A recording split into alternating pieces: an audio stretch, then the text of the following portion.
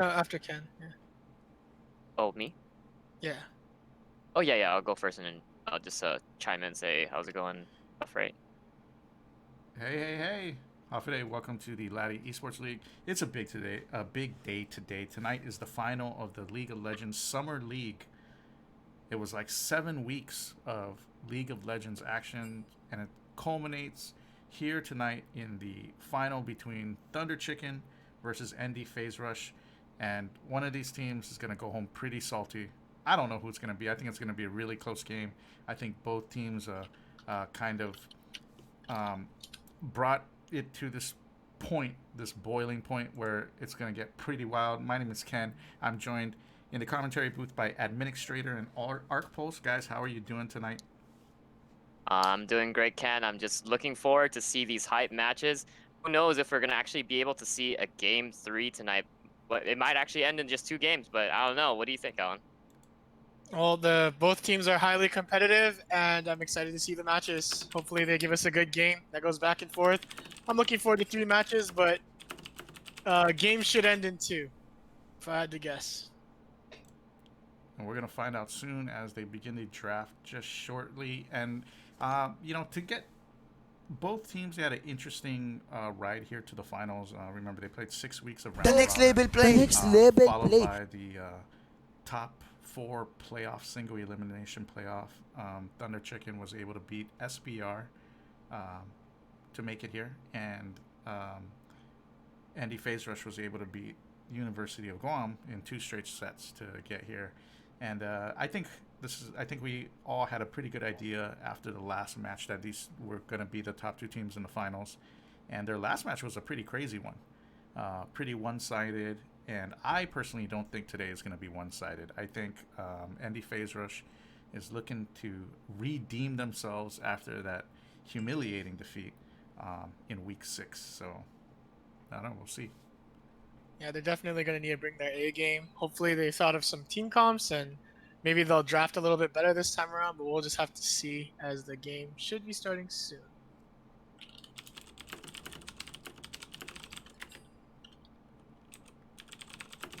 Has the coin flip been done already? Oh, Yeah, it's right? 'Cause we have... yeah. Well, it's seeded. So Thunder Chicken has blue, or whatever preference of side. So they are Ah, good to go. As we just wait for them to begin. This is gonna be exciting, man. It's just, oh gosh, like I was telling Alan earlier, I was like, man, I'm feeling kind of anxious here simply because I think both teams have really put a lot of pressure on each other to perform well. Andy Phase Rush is a pretty boisterous and uh, loud team. They've been talking all season, and they perform really well all season up until their matchup with Thunder Chicken. And Thunder Chicken has been pretty quiet the entire season, just getting work done and being really friendly and showing some good sportsmanship with all the other squads. And now they're just kind of like bantering back and forth all the time. So I am really excited to see what happens. Like, neither team wants to lose today. Like, I mean, they're both very hungry and they're both very capable. But I think they do both have very different play styles. Um, you know, Thunder Chicken showing a lot more macro and team strategy and timing decisions versus maybe the individual skill and play of Andy Phase Rush. But, should be interesting, I think. Definitely. I'm super excited to see how it goes down because the last game definitely left a bad taste in the mouths of MD Phase Rush. So That's what I'm saying. yeah. Like, it could be more of the same, which would just be like, wow, okay, these guys just weren't ready for Thunder Chicken. Or it could be that, it lit a fire under the butts of Andy Phase Rush and they come in here with a chip on the shoulder and something to prove. And both of those solutions make for a good viewing tonight. So, should be exciting. We'll see. Let us Yes, know in the sir. chat. Let us know in the chat who you think is going to go with the win. If you're part of that Thunder Chicken gang, stand up. And if you're part of that Andy Phase Rush gang, I don't know, put something else in the chat. Right. Very, very true. Very true. I'm just really excited to get this game started. However, we see a little bit of a delay with Endy Phase Rush. Maybe doing some last minute strategy talk. But who knows how that's gonna even turn out? If it's gonna even affect their gameplay, as what you guys said before. Last time they actually faced off against Thunder Chicken, it did leave like a salty, disappointing defeat against them. So who knows if they're gonna redeem themselves? I mean, I believe that this is gonna be a really intense game where all the players really have to know both the micro and the macro. So, Since we have a little bit of time, we can just The next label play. play Next a label little play. highlights of the last match here. I don't know if you can see it. Well, before we get into that, we'll talk about one of the most important matchups. Last time these two teams met was between the jungle players. Dunna really outclassed defense from ND Phase Rush in their last meeting with two early kills, which kind of led the way for a slaughter in their first meeting. As you can see in this replay, Dunna getting that early kill at the red buff, and further doing crazy Dunna things all game, just beating defense to all the timings, and that just kind of set the tempo for that game. And that was pretty much a smash. oh yeah, for sure. I mean, just looking at the clip right now, Dunna is just he's not afraid to definitely invade the enemy jungler, especially if he knows, like, for example, that he's definitely has a stronger early game. So Dunna's very knowledgeable in the jungle, and he's shown that throughout the entire. We're probably gonna see the same result, but who knows? I just want to keep it open, be devil's advocate. We'll see. All right, and we're ready, so we're gonna jump right into that draft. Yeah. And we got people in the chat saying Sobi so handsome, and that is another one of those important matchups today. Who is going to do better, Tree Rex from ND in mid, or Sobi from Thunder Chicken? Last time they played Vagar and Twisted Fate. And you know, Sobi, wow. I've seen that a lot of times when Sobi gets off well, like Thunder Chicken just kind of slaughters, you know, and Sobi really knows how to run in an advantage well, so we'll have to see. Yeah, Right, Sobi, once he's off the ground, very scary player. Really strong on Twisted Fate with the roam. So we do see the Lulu ban come out. It is an extremely strong pick right now, and not exactly difficult to pilot that champion. So I see ND Phasers just eliminating the factor. I too thought about this draft prior to the game starting, and I predicted the Lulu ban when I was talking to Dunna about how the bans would go. Nice. I also do see the Nocturne ban. Definitely, Andy Phase Rush not really wanting to have Dunna on that Nocturne once again, but you know he does play us like a significant amount of champions, to a very high level. So, just banning Nocturne, I feel like it just opens up more variety for Dunna to just play around. Yeah, some people have a champion pool, but Dunna has like a champion ocean, so I don't think it's too much of a problem getting banned out like that. We see more targeted bans. These are like main champions. I think Tree Rex is the one who plays Olaf, if I'm not mistaken. One of their players plays a lot of Olaf, so that's a targeted ban. You see the old team comp from Thunder Chicken's Week 6 game getting banned out for the most part here. They're eliminating the global pressure of TF and Nocturne early on. So I really do think that ND Phase Rush is going to need to do more, especially strategically wise, because like Arcpulse was saying, you know, Sobi and Dunna, yeah, they're very skilled with those two champions that were banned, but that's not their only hero pool, and like these guys are going to need to be ready to rotate or defend their jungles from ganks, you know, ward correctly. So we'll see. And there's a Kha'Zix pick. yeah, old comp ban is not exactly always the best play, but maybe they couldn't figure out a way to beat it, so they just banned it to be safe. And of course, Volibear, super strong right now. Kha'Zix also, after the slight buff he got to his isolation damage, is quite the monster at the moment. We could see a lot of one shots coming out of him. Right, and typically we're gonna Oliver can be flexed. However, typically since there's already been a jungle pick, it's gonna most likely be Volibear top. However, I have seen Volibear in the support lane. I don't think that's very likely, but you know, there's still an off chance. As opposed to Set, who can actually go multiple lanes, going from top to jungle to support. It's actually pretty insane. So we're not gonna really have a clear idea how the roster is gonna look like, but looks like the Morgana pick gonna be more than likely be support for ePuppy. Yeah, for sure. Set's top, Graves jungle, Morgana support. That's probably Volibear top and Kha'Zix jungle. I mean, his name is Best Jungle. Kind of gives it away. No, that guy doesn't play jungle. Or, I mean, he does sometimes, but I don't think he played jungle last time. Right, it was actually defense on jungle last time. We did have a sub out. I believe defense will be taking the bench this time, and it'll be super mid coming in. Next level play. Next level These guys got And I like think 50, Jaga. 50 players in their roster. I swear, like every time I check, like last time True Sight was on their team, I don't know where he went, or Vision Ward or whatever his name was. And then just Super always mid. having team member changes. And you know the names are tricky too because it's like super mid, but the guy probably plays like ADC, right? And it's like best jungle, but he's like the top laner.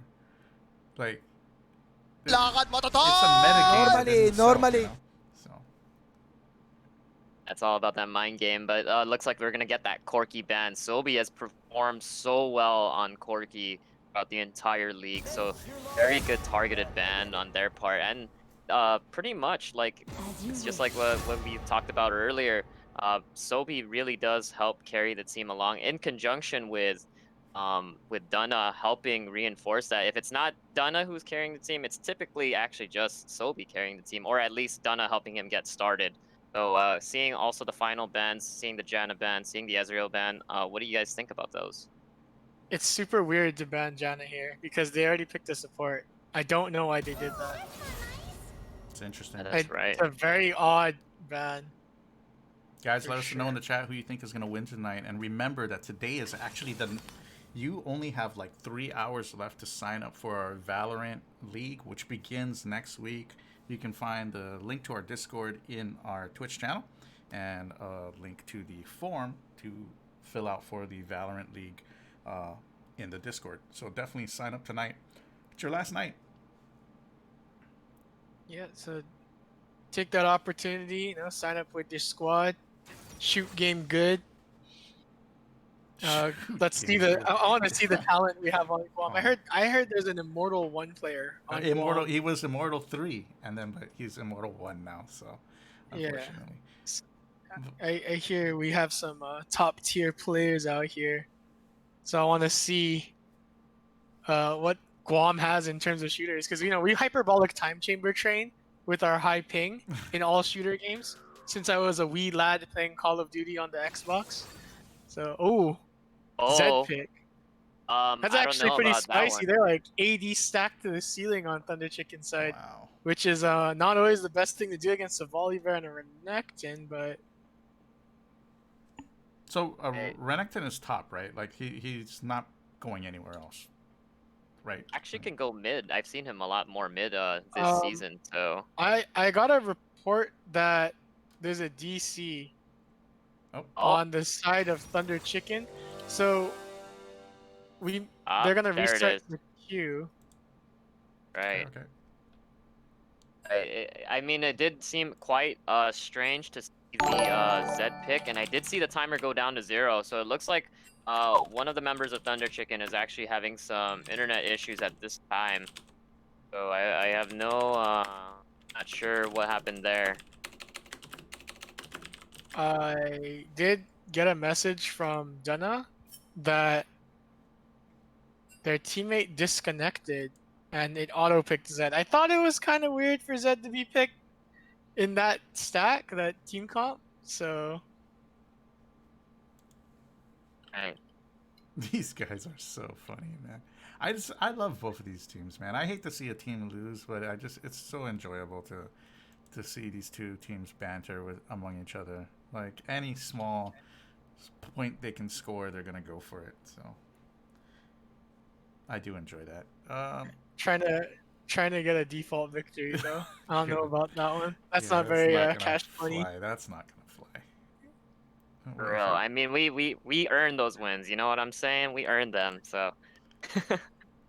So if you're just tuning in, you're seeing the Thunder Chicken team, the Okuda High School alumni, as they take on the Notre Dame class of 2019, I believe, and the FaZe Rush in our finals. This is 2 out of 3, guys. 2 out of 3. So you're going to at least see 2 games tonight, maybe 3. And shout out to our sponsors, of course, Guam Windward Memorial, Netopia Internet Cafe, and, of course, Coffee Slut. And without these 3 sponsors, we wouldn't have a lot of this league. And, hopefully we can pay back these companies in the future with more viewership and I guess you guys frequenting their establishments. So, and who are we set? It looks like Bulbasaur is back in the game finally. Right. Just giving them a moment to.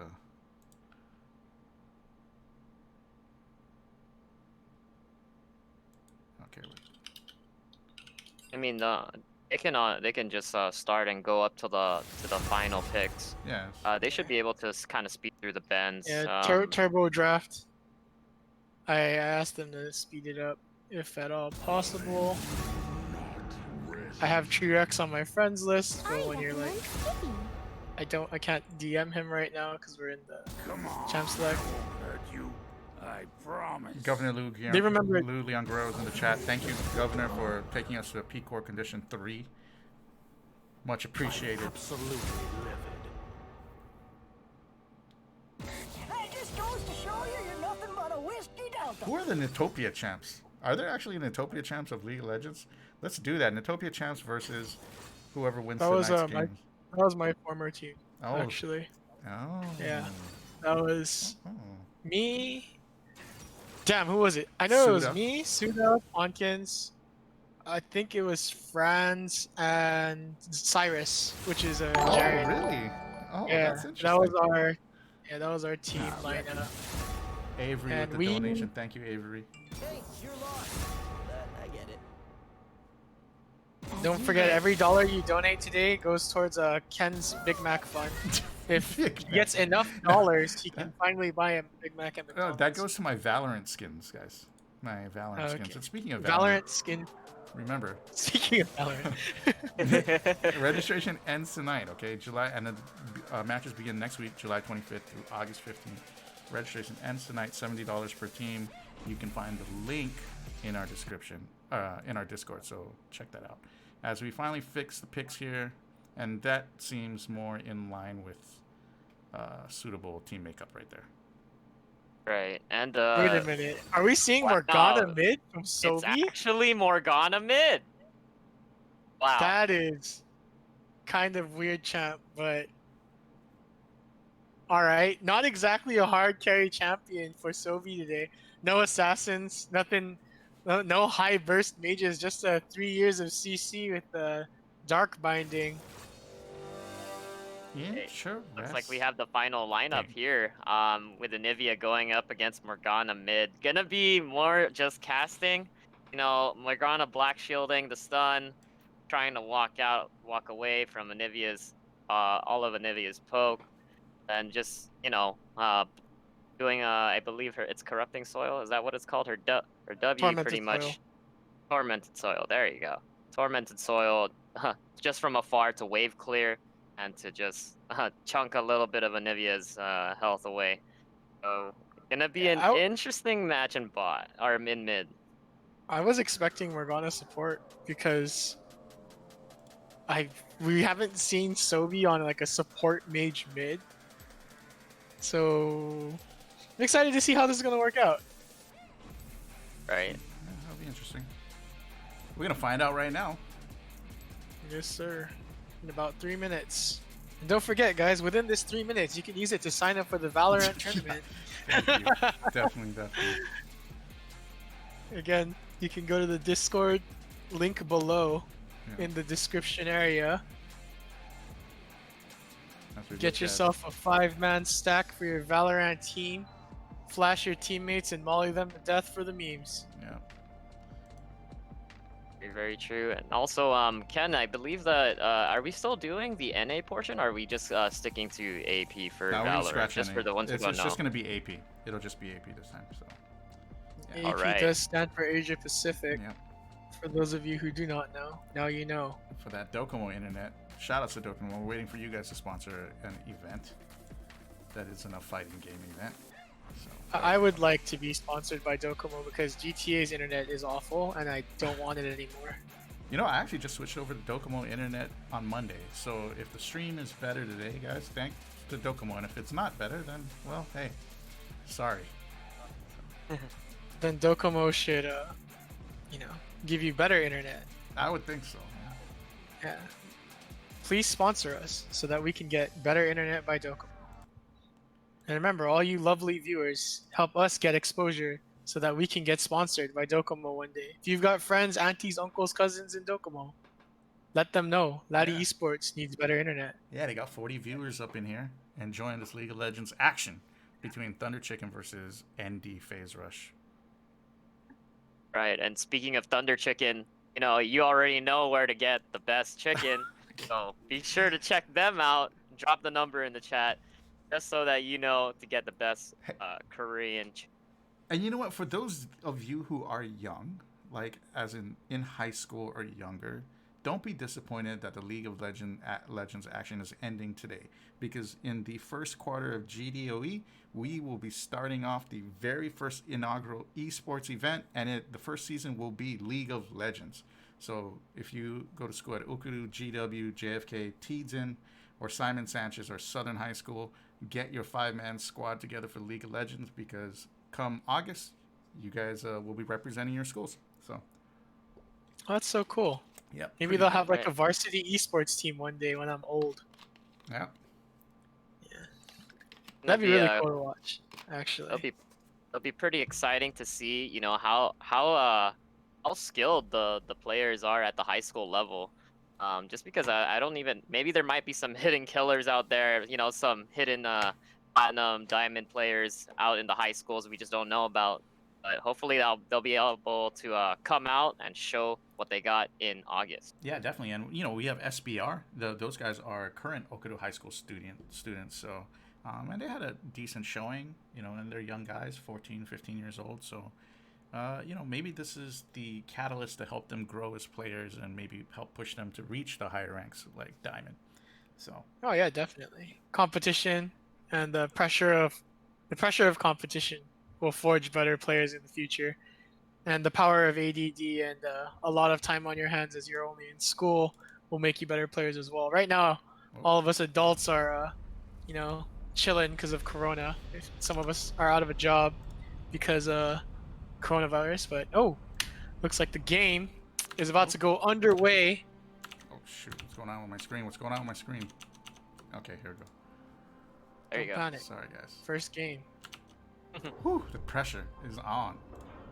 All right, so it's the finals game. Thunder Chicken versus ND Phase Rush. Game 1 of 3. Best of 2 or best of 3. Game 1 out of 3. Best of 3. There you go. And, Let's go. Pretty much standard 5-man defense as always. Just to prevent some invades. I mean, actually, when I think about it, Thunder Chicken has a pretty decent invade, but then I don't think Sobi would want to sacrifice his W for Q just for an invade.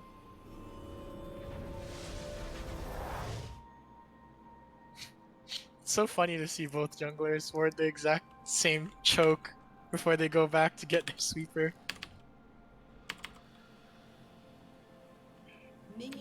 Yep, everyone just holding a very safe 5-point defense for the most part.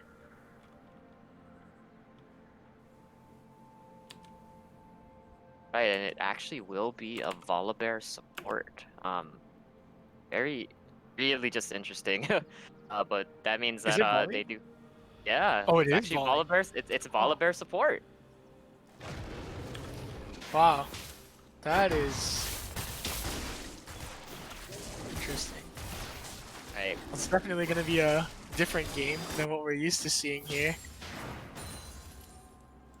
And as the game goes underway, guys, don't forget to sign up for the Valorant We are really pushing it. Right here. I love it, man. Yeah, because I mean, it's the last day to sign up, guys. I know. And, you know, I know. I want to see people play Valorant. I want to see esports do well on Guam. Definitely. So let's see them Valorant games come out.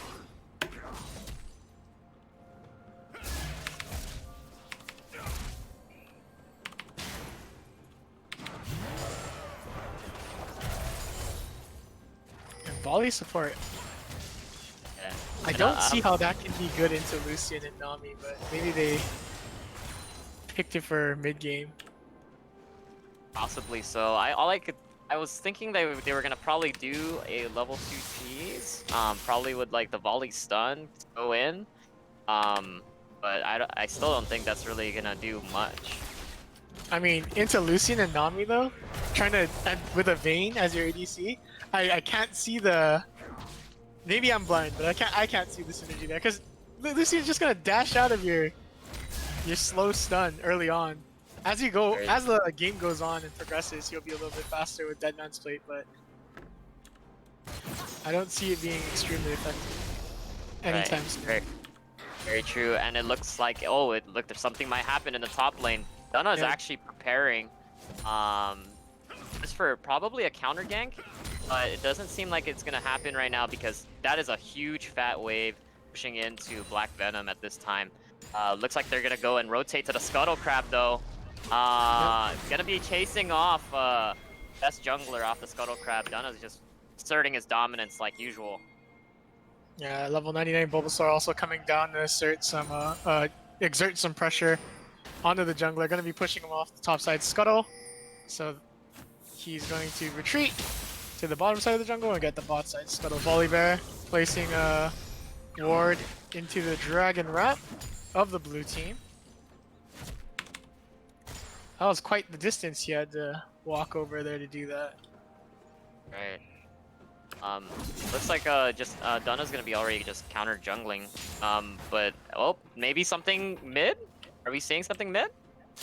Yeah, Kha'Zix is walking all the way around. Oh, Will and find there's a himself flash on top of the Kobe. Morgana. That was pretty awkward. But they did burn the flash from Morgana. Kha'Zix got stuck in the wall for a second there. That was kind of weird. It was actually kind of strange. Oh, is this a dive? Up? It is Wow. a dive. Wow.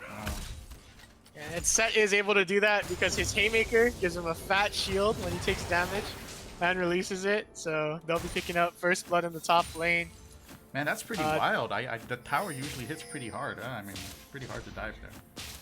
Well, definitely early game, it's hard to dive, but just Dunna abusing the position he had there. He was taking Krugs that whole time, waiting for Renekton to overextend. And even though Renekton didn't truly overextend past his tower, Set's dive power early is just so strong with the Headcracker and the Haymaker to give him that super fat shield. Right, and also with the true damage that comes from it. But something in mid lane. Yeah. Very interesting play from Jaga, the Volibear. Trying using his E to break a black shield so that he can get the stun off. I mean, it was well played by Jaga there, but super mid, unable to confirm the kill with the stun combo, and Sobi just kind of danced out of the way there. But I could see the potential. The Volibear, kind of like a Nunu support, where you just run around and gank with Predator, since they did buff Predator recently. But that takes a lot of time away from him being in bot lane, letting Vayne get solo levels and solo farm. So it's just like a heavy roaming support, maybe.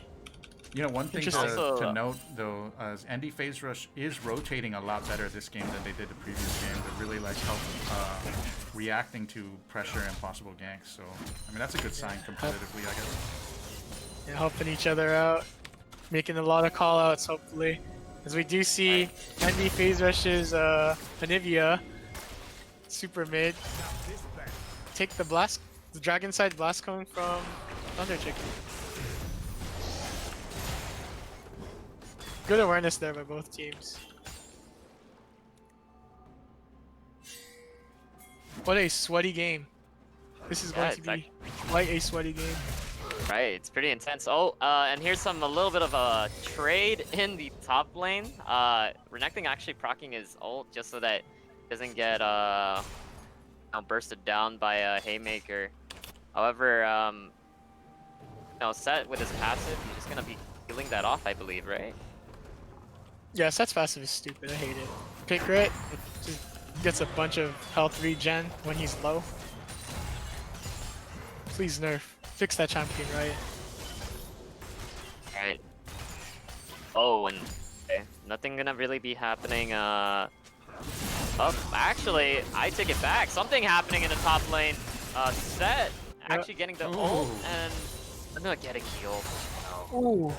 Man. Okay, Good Dunna snipe. able to connect with the collateral damage. Gonna be taking out Renekton. That's another kill at top lane. They really don't like Black Venom. They're just kind of keeping him in the dirt. Renekton's very early mid oriented, so this is kind of hurting his chances at pulling ahead. But ND Phase Rush able to clap back by picking up the Inferno Dragon here, non-contested.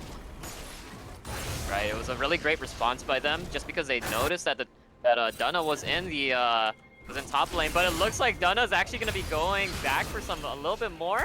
Gonna try and chase out Black Venom. Wow. Yeah, he knows Black Venom's ultless, and he's just chunking him out, keeping him in the deficit at top lane. It's a it's a very different strategy from what we're used to seeing. Usually, it's very a Sobi-oriented strategy where you get Sobi off the ground, but this time it looks like Sobi's taking more of a back seat, and they're gonna let level 99 Bulbasaur pop off here with the Set. Set is a very powerful champion, so once he gets off the ground, he's like a off-tank bruiser. Gonna be doing a lot of damage with the Haymaker, and maybe see some big plays with the Showstopper. The RKO, as the more cultured folks like to call it. Right, and but don't forget that actually the kills went to Dunna, so he's gonna be really powerful with his ganks. It does definitely help Set become a lot more stronger than Renekton, and I'm pretty sure that with Dunna's skill, he's just gonna be able to hold on to that. He's gonna do his best to try and not go for some ridiculous plays that will actually give the other team like that shutdown gold. And now Set has like a 17 or 15 CS lead up top too, so that pressure seems to be helping a little bit. Yeah, it also gives him like experience, since he gets to just eat lane experience without any pressure, shove those waves into the tower. He's already they've picked up 3 plates at top. And if we press tab, we could look at the items real quick. Set has picked up his BRK, fully completed at this point. That's very dangerous. Set's really strong with that item right now. Top lane is BRK meta. You can see Renekton building his currently. Graves already setting up for his... he's already got his Warrior Enchantment Skirmisher's Blade, and he's probably building... I want to say he's going to go the Lethality build, because it's been pretty popular, but he could be going a little bit safer, maybe Black Cleaver here, or maybe even a Death... No, Death Dance too early. Probably Black Cleaver, or a Lethality item. Yeah, I'm looking more for the Black Cleaver, just because of, well, the cooldowns, the health, it just kind of helps like chunk out the supposed tanks, right, on the enemy team. But we're gonna drop. Yeah, Rift Herald power play at top. That will be taking the tower out. Rift Herald takes away 2 plates. They've already got first tower, 5 plates at top. They're exerting a lot of pressure here in the top lane. They're keeping Black Venom down. And now Dunna is just going to be waltzing in to best jungle's jungle, basically. It's kind of weird to say. Kind of awkward. Yeah, they're walking in Andy Phase jungle. I have to change accounts. Yeah, Dunna just runs this jungle now. He's been taking his Krugs and his Raptors. They're looking pretty well off as they push into mid lane with Set and Morgana. Taking away more plates.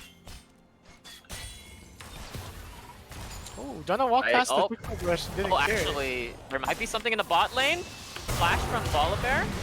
And but the thing is, they're really not going to get anything from that. Wow.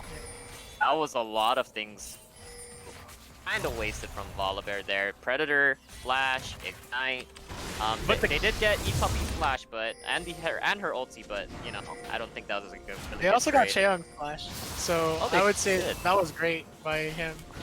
They took away a lot of resources with that attempt. Now bot lane's pretty exposed. Cheong still has heal, but since bot lane's flashless right now, it puts him in a bad position to play for this dragon, which is going to be coming up soon.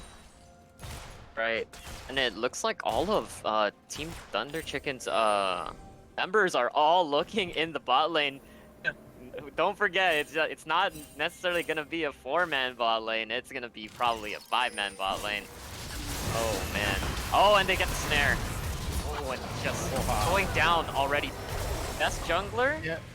Are you Best sure that's jungler not worst getting jungler? dropped. Level 99 Bulbasaur gonna be RKOing the Vayne straight into the graves.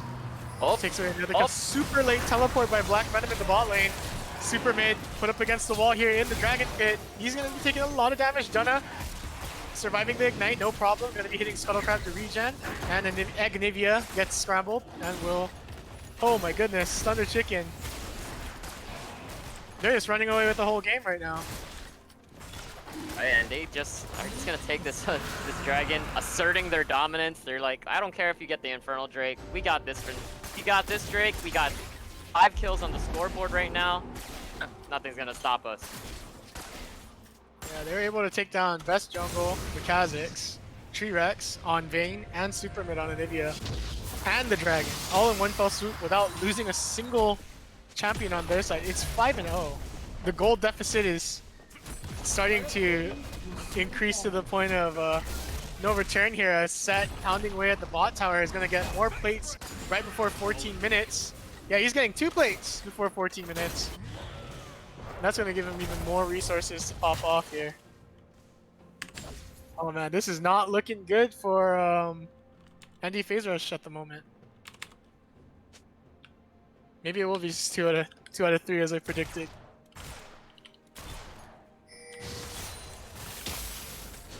And it looks like something might happen in the bot lane. It looks like level 99 Bulbasaur just hiding in the bush, waiting to do something to T-Rex. Actually doesn't know that he's there. T-Rex Let's is see. liberally using his tumble too. If he gets too close to that bush, he's gonna get head crackered. Oh, VRK procking. There's the condemn. Using the move speed from Knuckle down. There's the stun and he That was still got actually Haymaker. closer than I thought. Oh, he had to use it for the shield. RKO. Oh my god, that champion's so annoying. Right, and actually we missed something actually happening in the mid lane. It looks like Che Young actually went down to a dive, a 3-man dive. So actually insane. I'm gonna check out that dive real quick with the instant replay.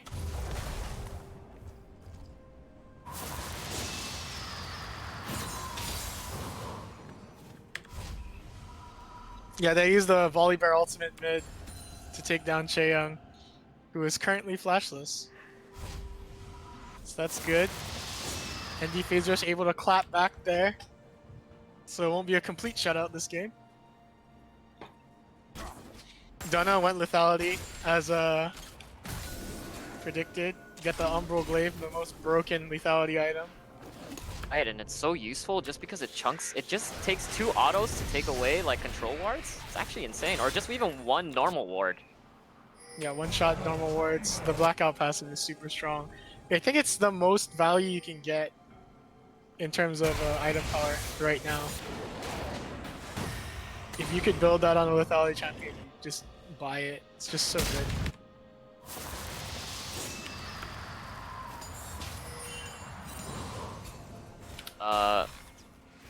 Looking at right now, I'm actually kind of not sure what they're going for right now, but I was really eyeballing the Rift Herald, and it looks like Dunna's gonna be actually going there. So there we go, Yeah. there's the objective play. And Phase Rush does have this warded, so they're gonna try to rotate up. Only Sobi's there to help them. I'm not quite sure if Oh, they'll make it.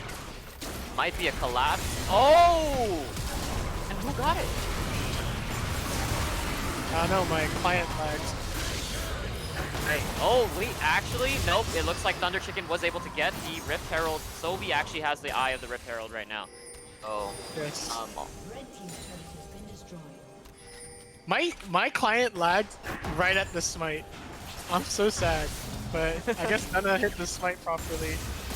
no worries, I wasn't even able to see that. That was really fast. Oh, that definitely calls for just an, I'd like to say the Herald back, hit, but looks like Sophie's gonna be using it for another time. Just gonna use a improved recall or the faster recall, and he definitely does need it. So I believe they're gonna try and make a play. Maybe use it on a tier 2 instead for more value. I think they're gonna team reset and try to like throw an ultimatum at the red team at ND Phase Rush, because Dragon is gonna be coming up in about a minute. I think. Where's my Right. objective time? Yeah, it's within about a minute. So I think what they're gonna do is they're gonna throw the Rift Herald into a lane and make them pick defend your tower from the Rift or get this dragon. I mean, they definitely do have that choice. I can also see just just the Thunder Chicken probably trying to ace the enemy team if they actually try to respond, or getting some kills off, and then just taking mid turret and then using Herald for the second. Yeah, ND Phase Rush definitely is not in a position. They are not in a position. Oh my goodness, to set up for this dragon. So I think they're just gonna concede it completely here. Going to be giving it over to the chicken, so they won't need. Oh, they still drop the Rift Herald mid to take that tier 1 tower down. Right. Oh, and Oh, Jaga. Jaga. Oh, Jaga. Getting. Doing. What are you doing? Jumping in. That was a fat hit there. And Hey, India and also looks- getting caught out by the Dark Binding. Level 98 Bulbasaur hits the head cracker at max range. Pulling her in, gonna crack that egg. Hey, Leche Young just doing the back massager. Well, I don't even know what's the back of an egg look like, but you know, definitely got some damage down there. And they are gonna get so much value off of that. Taking Yeah. 2 turrets. Or actually, is it 3? They actually got an inhib turret. Yeah, they got 3 Push all the way turrets for down. that. They're gonna leave the inhib up though, playing super safe. Dennis team, or sorry, Team Thunder Chicken, very respectful when it comes to taking objectives. They don't take more than they need to, or more than they can. They just take exactly what they can without greeding out. I definitely would have greeded out for that if it was a solo queue game. I'd like take the inhibitor and get pressure mid, but they left it open, so. Right, they're definitely playing very smart, trying to maintain their lead, and they're doing a great job at it. But we do have Baron coming up in about less than 20 seconds. So Renekton backing right now. Probably they're going to be resetting to prepare for that. If they're actually going to try and go for a Baron fight, I'm not even quite sure. Yeah, the item difference, the gold difference right now is just, the gap is huge. Renekton was just able to pick up Tiamat BRK, but set's already on BRK. Black Cleaver got a stopwatch in hand. Dunna's got a stopwatch in hand. He's working on his Black Cleaver. And Sobi has both his GLP and his Spooky Ghost, the Twin Shadows. So they're all in, economically, all the solo lanes are really well off, and so is the jungler. Right, and something happening in the bot lane. It looks like Sobi's just gonna be doing a heck lot of damage to a Renekton. That you don't see that quite often. You really don't. I'm surprised he tried to take that 1v1. I know. He had to just hit all his abilities, and he did exactly that, forcing Renekton to burn his ulti. He didn't have to burn Flash, but he did force the ulti, which is impressive in itself. Right. Can't believe he got away with that. He did block the stun with his Black Shield as well. And now ND Phase Rush is just on the alert. But it looks like, oh, actually never mind. Best jungler is actually gonna be able to get away from Set, who was actually used Bork on him. But looks like there's a fight. Oh, cow. Wow. Oh my god! Killing Okay, huge head cracker. Huge tidal wave there by Nami. E-Puppy knocking all 3 of ND Pazer's teammates out. Jaga, Black Venom, and Best Jungle. Just completely caught out of position there. And they're just gonna easy clap take the Baron. No words required. See the amount of damage from that from that. Oh god, the true damage. Just took down their bruisers all the way down to 20%, and then Nami wave on top of that.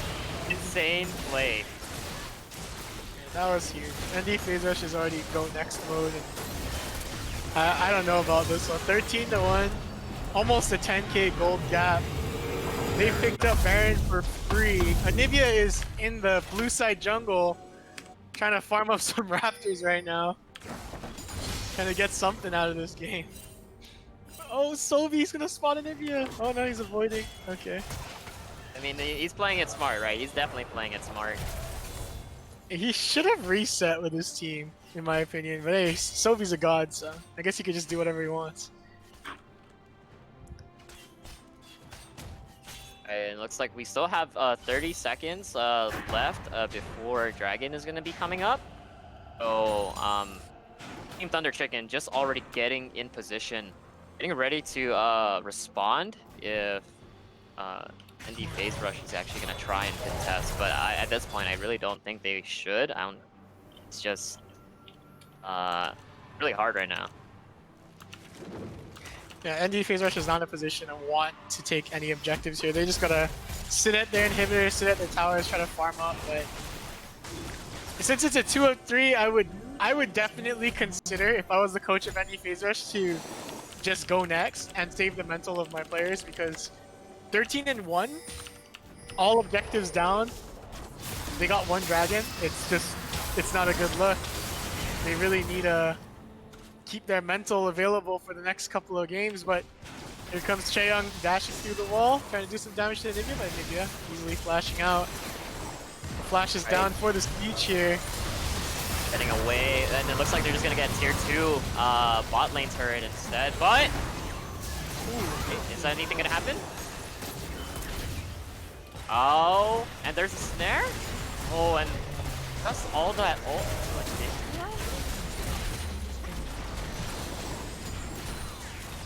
Yeah, definitely Team Diff here once again by Team Thunder Chicken. Team Thunder Chicken, that is so hard to say sometimes. They're just, wow. Sobi can do it all. He can play support mids, he can play mage mids, he can play assassins. He's just jack of all trades here. They played a really tight game, kept their lead and held it. Just oppressed ND Phase Rush.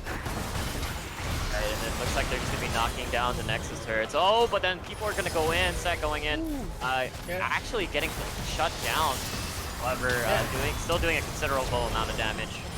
Yeah, they're fighting do or die mode. They're fighting under the last 2 Nexus towers. 1 going down, 1 Nexus tower left, and Thunder Chicken gotta hit that tower. There we go. Chaeyoung forced to use his locket there. Their stopwatch. My bad. Right, and it doesn't. I'm not even sure if it's over yet. They're getting it ain't over. Chicken getting chased out. Oh, and Yeah. Sobi getting shut down. Okay, that's a lot of shutdown gold. Transferring over to the side of ND Phase Rush. All they got is a naked Nexus though. They're in a very bad situation. However, the only teleport that Thunder Chicken has is Sobi with the Morgana, who will not really threaten the Nexus as much, nor do they have any wards within the walls of the base. So ND Phase Rush able to stall out the game a little bit longer. Living on a prayer here before next objective comes up.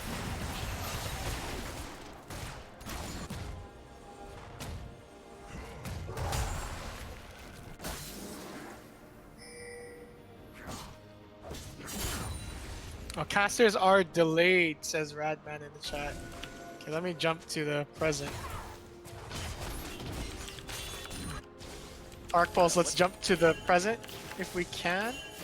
Right, like what timer you got? I got 26, 29, and counting. Yeah, I'm at 26, 29 as well. So hopefully Yeah, that should be good. we won't. Yeah. Thank you, Yeah, Redman, hopefully. in the Twitch Yeah. chat. Right, it's 42, 43. Are we good? 45, 46. You guys are flaming the cameraman, but he's doing his best, man. He's using directed cam whenever possible. Right, and well, it looks like they're gonna be sieging top turret.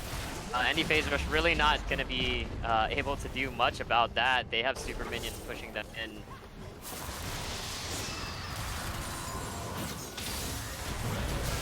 Yep, Sobi feeling them out with a little bit of utility from the Twin Ghost. Dunna trying to do some damage to the tower. Might get caught. Nope, dashing through the wall does get the black shield. And they're just methodically picking apart the base here. Mid lane is slowly pushing up. Right, The they did have their inhibitor has inhib. on, so the Correct. super minions won't be pushing, but they do have a 2 minion, or what do you call it? Yeah, 2 minion slow push going on in the mid lane. So that'll push next. Yep, Thunder Chicken realizing this will be ferrying that wave up into the inhibitor. Really good macro play. Right, and we still have time before our objectives will come up. I don't even know if they're going to be actually trying to get the objectives at this point. I don't feel like they're just going to get, well, at least mid inhib. Maybe go for the dragon play and the baron play at the same time for Feather Chicken. She's a Hail Mary from Jolly Bear. Oh, and what a clean stun from Ruby, or a clean snare. There we go. A flash from Set got super minion blocked there by the corpse of the turnaround. Oh no, this could be really bad for Thunder Chicken. Right. Wow, and they looks got like, turned and burned on. Looks like Dunna is just gonna be the sole survivor right now. Gonna be walking away. Super mid maybe wanting to get something out of it, but he has to take care of his Nexus first. He's gotta go back and defend. Dunna gonna recognize this, try to take the top tower away. Yeah, both GAs got popped. The Zonia's Hourglass got burned. That was a lot of resources from Thunder Chicken being used for that push. The Volibear just forced them out of a good position to fight, and they just hard engaged and were able to pick up a lot of good kills there. This might be closer than we expected. They weren't able to end the game early, so maybe we'll see them pay for it. Very interesting, aggressive TP from Super Mid. However, he's gonna get the dragon, but I don't know if he's gonna be getting out with his life. And he probably will not. Yeah, he definitely will. I don't know. But that was a good play. way? Yeah, definitely. They denied the soul, the dragon soul. Ah, very true. That was a really smart play there by Super Mid, denying soul. However, Baron is up. They did take down their control mage. But it looks like Thunder Chicken trying to shove it down mid. End the game as soon as possible. Right, Volibear does have Predator available once more. So we can see another huge engage by Volibear with the ultimate. They are doing their best. Here he comes. Oh. Gonna get CC'd to death. Kha'Zix on the sidelines trying to cloak in, but he can't find his target. RKO onto the back line. Gonna be taking everybody out. Huge haymaker, level 9 Bulbasaur. With the golden statue finish. And that's just gonna be a GG. That was insane. Insane first game. It really is. I saw the comeback potential, but that was just good timing right there. Anivia was down, they had no more wave clear. Gunna saw the opportunity, told his team, we're running it down mid. There's nothing they could do about it. And they're able to find their picks and end the game. Yeah, most definitely. Just going with the Season 10 run it down strat. So, oh my god, even just looking at the charts right now, definitely on Andy Phase Rush's team, Super Mid being, I would like to call them at least the MVP for, or should be the most honored on their team. You know, trying his hardest to really turn that all around, but you know, the oppressive force of Dunna just getting his lanes ahead, just too insane. I think it was just a little bit too much for him. Yeah. Oh, right. Right, so we still have some time. I believe they're going to be setting up the lobby for the game 2, but Let us know what you guys thought about that game. That was that was pretty intense from what I saw. Yeah. It's side swap, I think, right? Yes. Well, it looks like they want the same sides, I guess. I'm not sure. Oh, are they going to be doing same sides?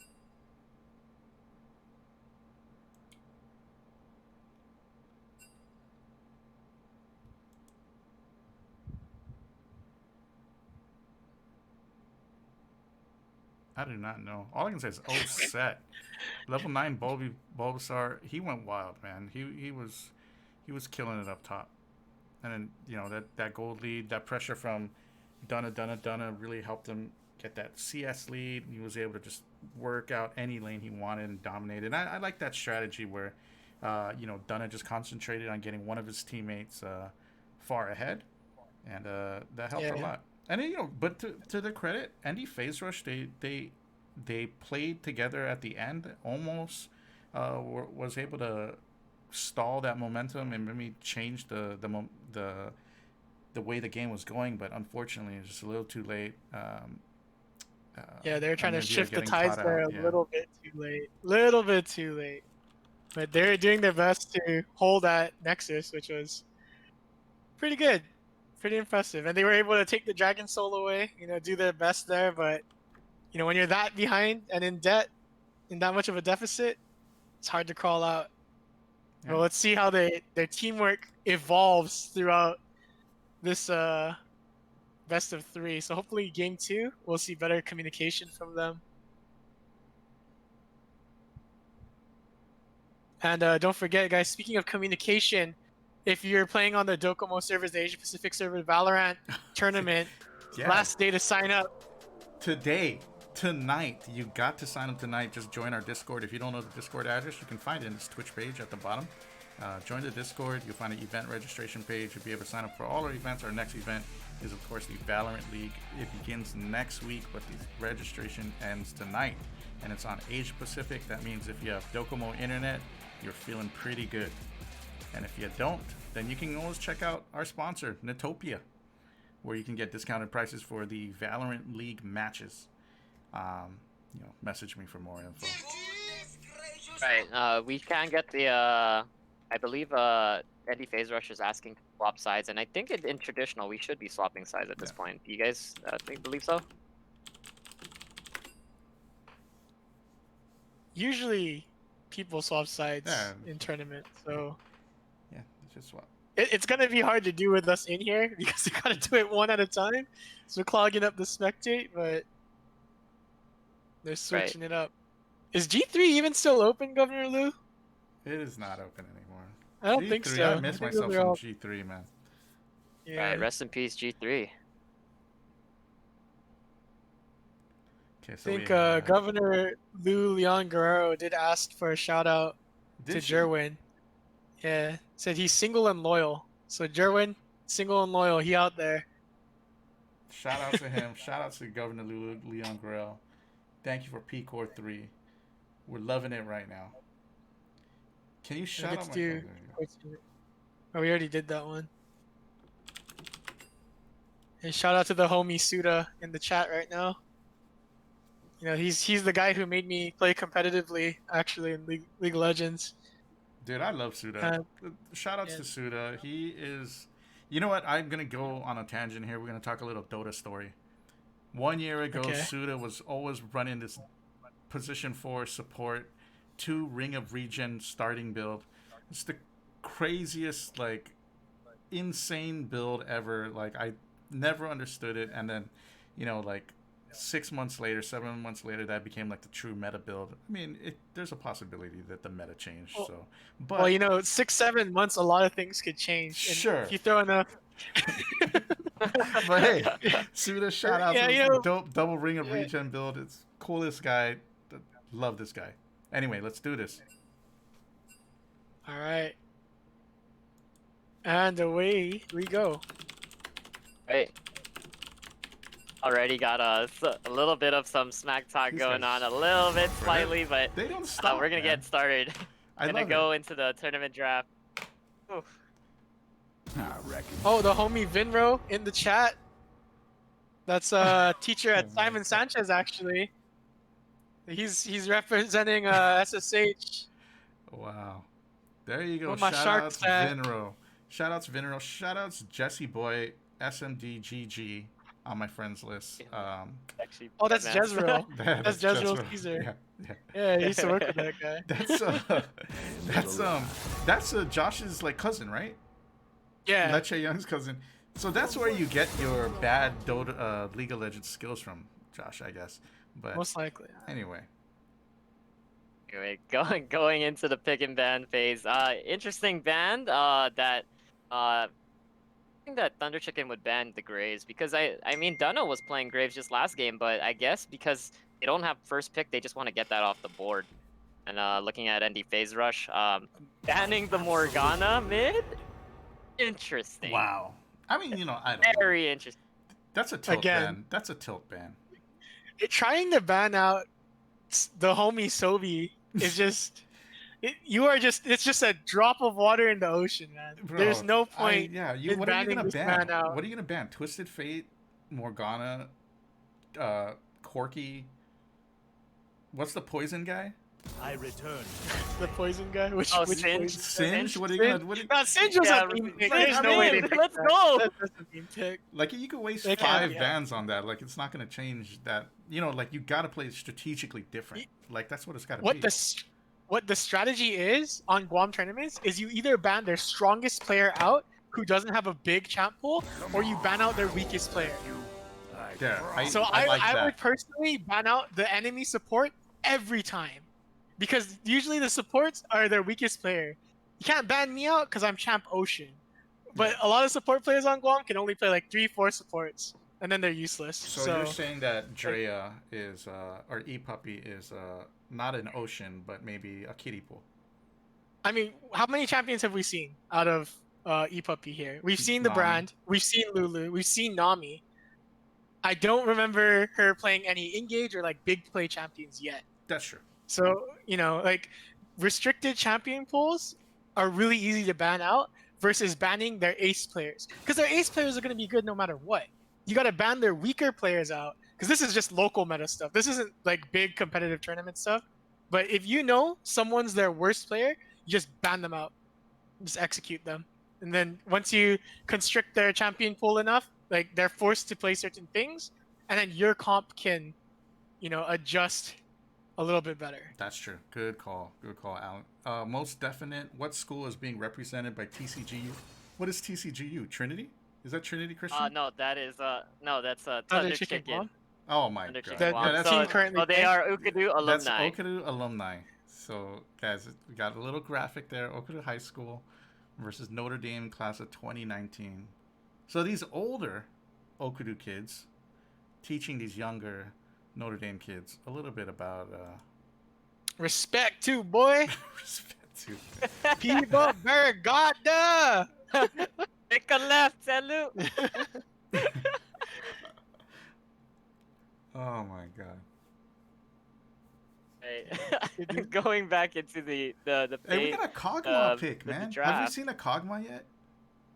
We actually haven't seen Thunder Chicken pick Kog'Maw yet. Right, and it's gonna be interesting because Kog'Maw it's back in the meta for mid, but it's I'm not even quite sure if they're gonna go AP Cog this game. It's kind of a very I don't know. Would you consider it a solo QS? I understand if it's an ADC because he'll It's pretty shred solo everybody. queue heavy. It's super Yeah. annoying though, so I don't not see a possibility of Sobi picking it. Because Sobi's shown his prowess on a lot of champions, and Kog'Maw did get an AP buff in recent patches, so people have been playing him mid. And the living artillery and his spinning, like basically him hawking loogies on you, super strong. So we might be able to see him pop off on Kog'Maw, or it could be a basic protect the Kog'Maw comp. I mean, Chaeyoung yeah. playing Kog'Maw, and then everyone trying to defend the ADC. Sobi's been feeling himself all tournament. He's been doing pretty well. He's a vibe right now. Like he's playing pretty crazy, I would say. Right. He's consistently done well. Yeah, and it looks like from Thunder Chicken, it's gonna be the exact same I think it's a similar set of bands except for the More graves. of a dog person, Um, huh? and it looks like from the other side, not understanding again not understanding the Yumi ban if they really think that it's gonna be Karma mid or Karma top, but I feel like it's highly unlikely. See, Oh, just oh, yeah, it's the Kog'Maw mid. We're gonna see it's the Kog'Maw mid. Karma Kog'Maw support. mid. Get ready to see some missiles be shot up from or the little mini nukes, if I can call it that, from up above, or the Predator missiles. Yeah, I think Bio Arcane Barrage is what it's called. The ultimate. I need to check. Living Artillery or Bio Arcane Barrage? I forgot which one it was. I'm gonna have to look that up later. Right. However, it doesn't gonna be a little bit tough for Kog'Maw. We got Diana on most likely in the mid lane because they do have Maokai in top and they have a Lulu support and the Oh, jungle's there. are they So gonna bust out 200 years right here? oh This is a good comp oh for Twitch too. Twitch or Aphelios, both really good hyper carries for this comp. They have Lulu, Hecarim frontline with Maokai and Diana. It's pretty nasty. oh Yep, they're gonna be picking Aphelios. Hyper carry bot lane. We'll see how they do. right. 200 Looks years in the like chat. the 300 years is gonna be played. I gonna be insane. I feel like it may make a huge difference. However, let's go see what the last pick is because I know that there is a Volibear jungle and Volibear top, but it actually is gonna be Volibear jungle. Wow. Alright, so we see ND Phase Rush with a way more team fight oriented team comp this time around. Different from the solo queue style picks they've been, locking into. We got more teamwork going on here. Maokai is going to be huge for peeling for Aphelios. And quite the opposite. Thunder Chicken's doing more of a kind of solo queue-esque Kog'Maw mid Mordekaiser top deal here. So yeah, 0% mobility from both of the ADCs, quote unquote. Kog'Maw is going to be playing a mage style, but they cannot get away from Hecarim, so.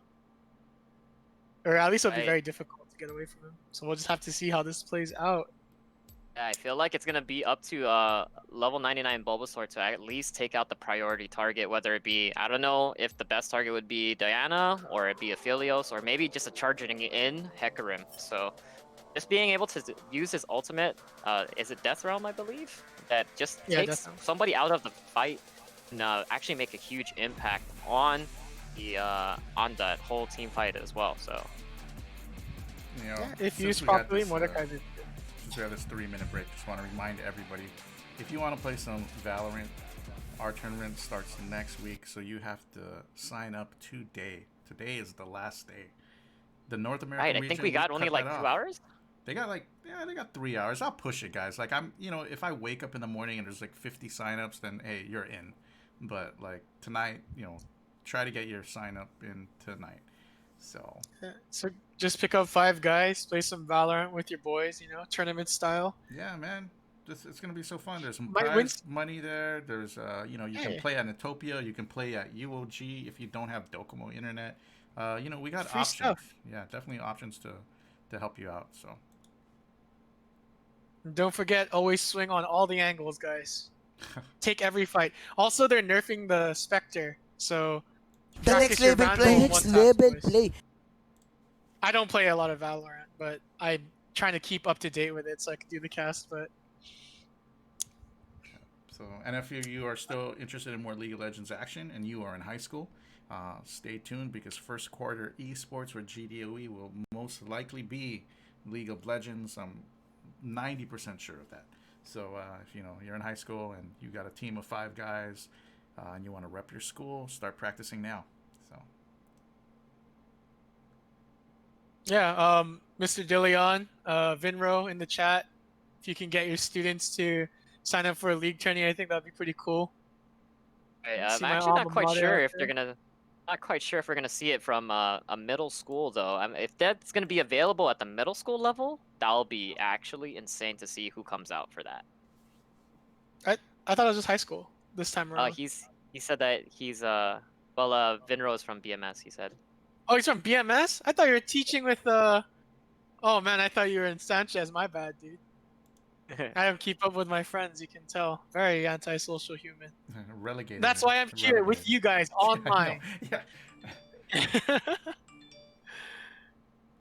Of course, Right, shout outs to with, Guam like- Windward Memorial, Natopia Internet Cafe, and Coffee Select, 3 of our main sponsors.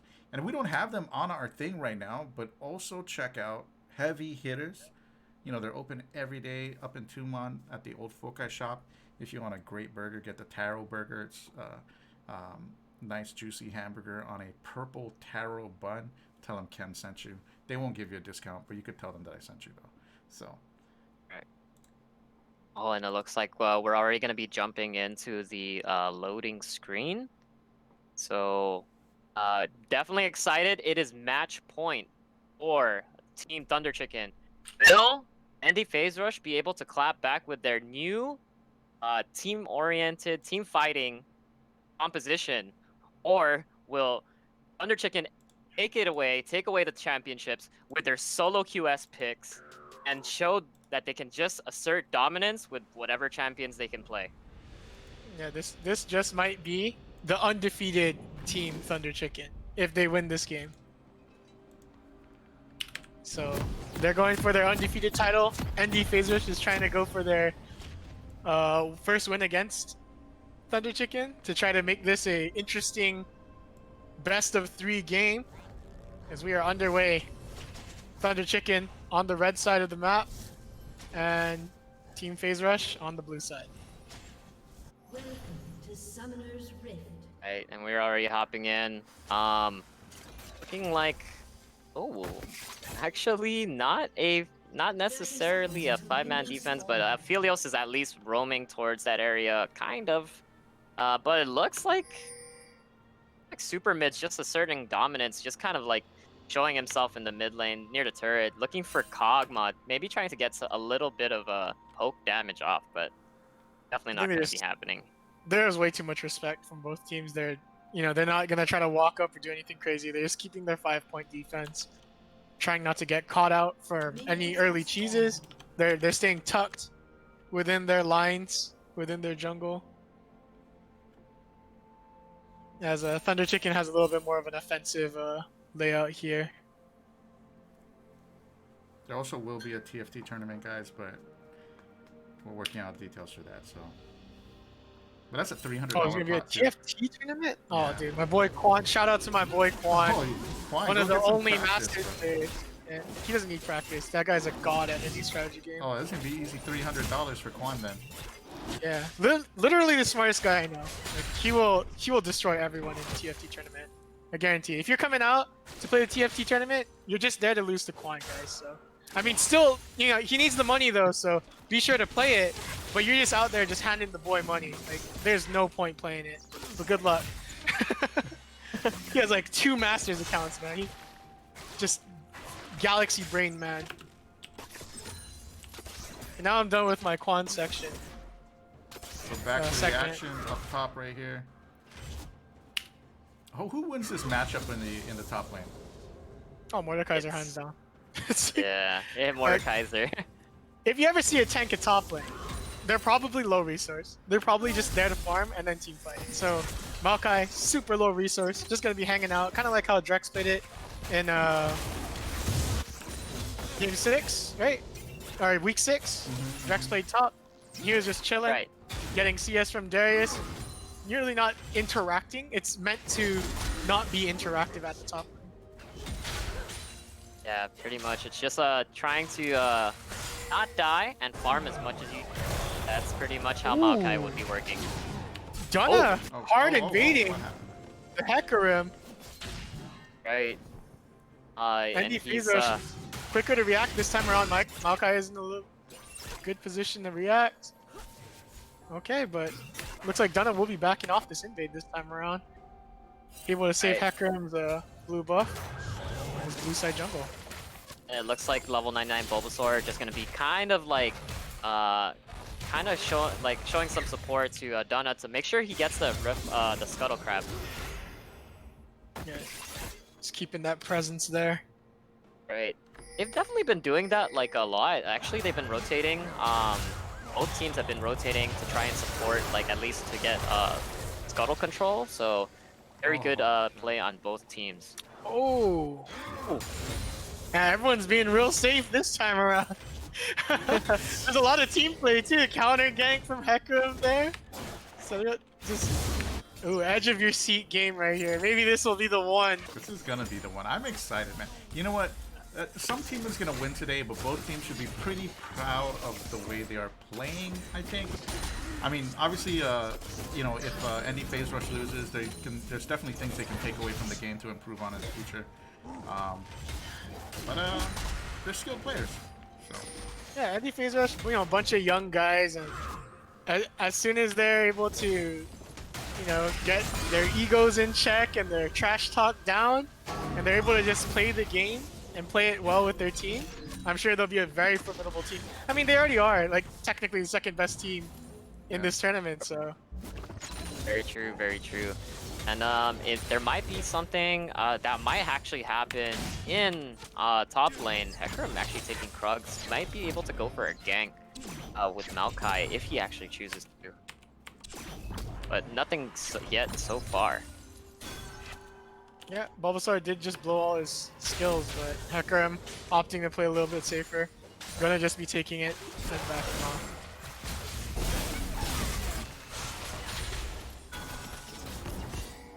Yeah, every lane is just kind of trading and chilling.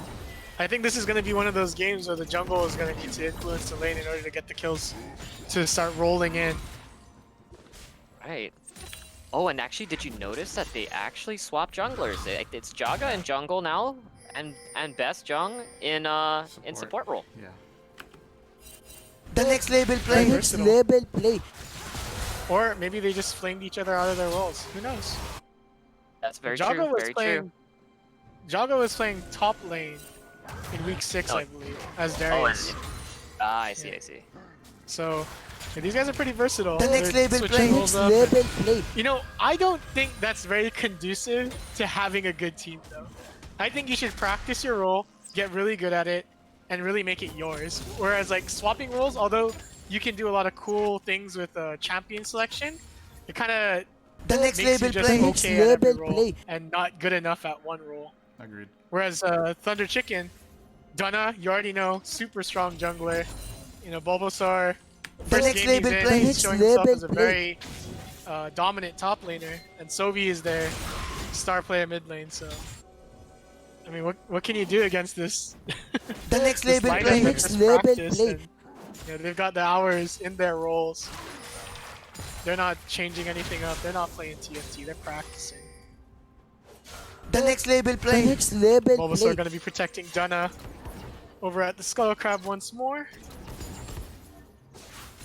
Right, and that just gives him more. I would like to say it gives him more XP or at least more gold, but it looks like Hecarim is like out farming Volibear a little slowly. I mean, there's not that big of a gap, but he does have a guess lead at this time. I'm gonna go ahead and make a bold prediction. Something in the Okay, mid? Diana. Oh, and the flash and the ghost. Oh, is he gonna actually? Oh, the ignite! Oh, first blood. First blood going to super mid. Right, and the level 99 Bulbasaur with the active play, but not gonna be able to get anything off of that. But just showing some support, letting his Sobi know, hey man, I was trying to get you, but definitely keeping them off of Dragon right now. So definitely served his purpose. He's just zoning Hecarim out. Thunder Chicken. Andy Phase Rush will be able to just kind of give this one up. They don't mind. Aphelios is getting a lot of free farm at bot. Maokai's pounding away, getting plates in CS that he's so hungry to get because he's in a losing matchup. That's actually going to allow Maokai to catch up quite a bit. He's going to be shoving pretty fat wave into the tower. And that'll set Bulbasaur back a bit here. And it's just so even this game. It's actually insane how even this game really is right now. Yeah. The goal difference, even the CS, not even that far away. So I'm not sure if they're gonna try and. I'd like to see a play going onto the Rift Herald, but nothing just yet. There's Sobi just dropping those artillery bombs. Yep. Knocking out Jaga's like health. by half. Yeah, you really get. If you get hit by the living artillery, you're gonna take a lot of free damage. When with the blue buff, he could continually spam.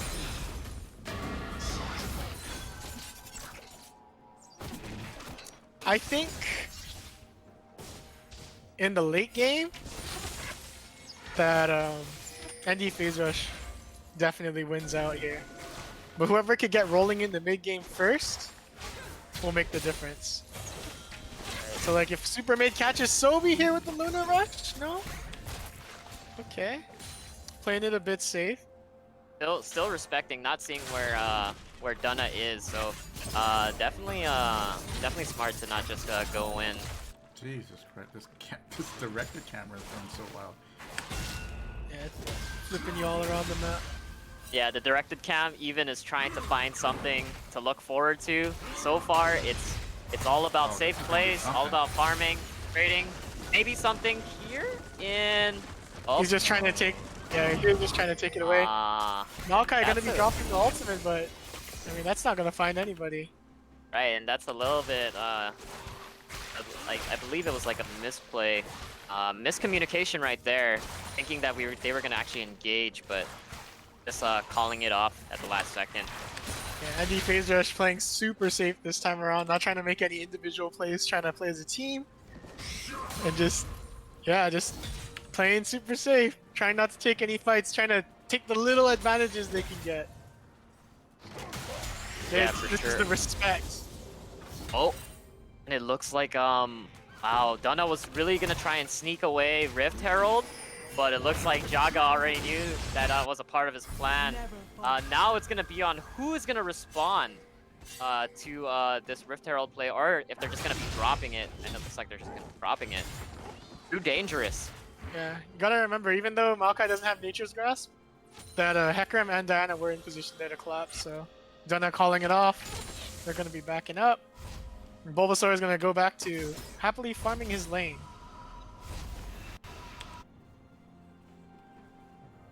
Not much going on in bot lane either. I'm actually just at the edge of my seat, honestly. I'm like waiting to see some spicy plays going on. This game is gonna play a lot differently. Like, you know, Dunna hasn't had the impact, I guess, like that he has had in the other two games, where he's, you know, helped one of his teammates really ride some momentum early. It's looking a lot more even. Right. Oh, wait. What? Dunna? That ult? Riot? Riot game? The ulti didn't clear the wall, but it showed the indicator over the wall. That ultimate is unstoppable and there is no CC dropped. Interesting. So that was just Riot spaghetti code. Up, and it looks like there's gonna be an engage with Jaga going on Sobi. Oh, and it looks like he's getting caught out. And it looks like there's more going on here. The death realm from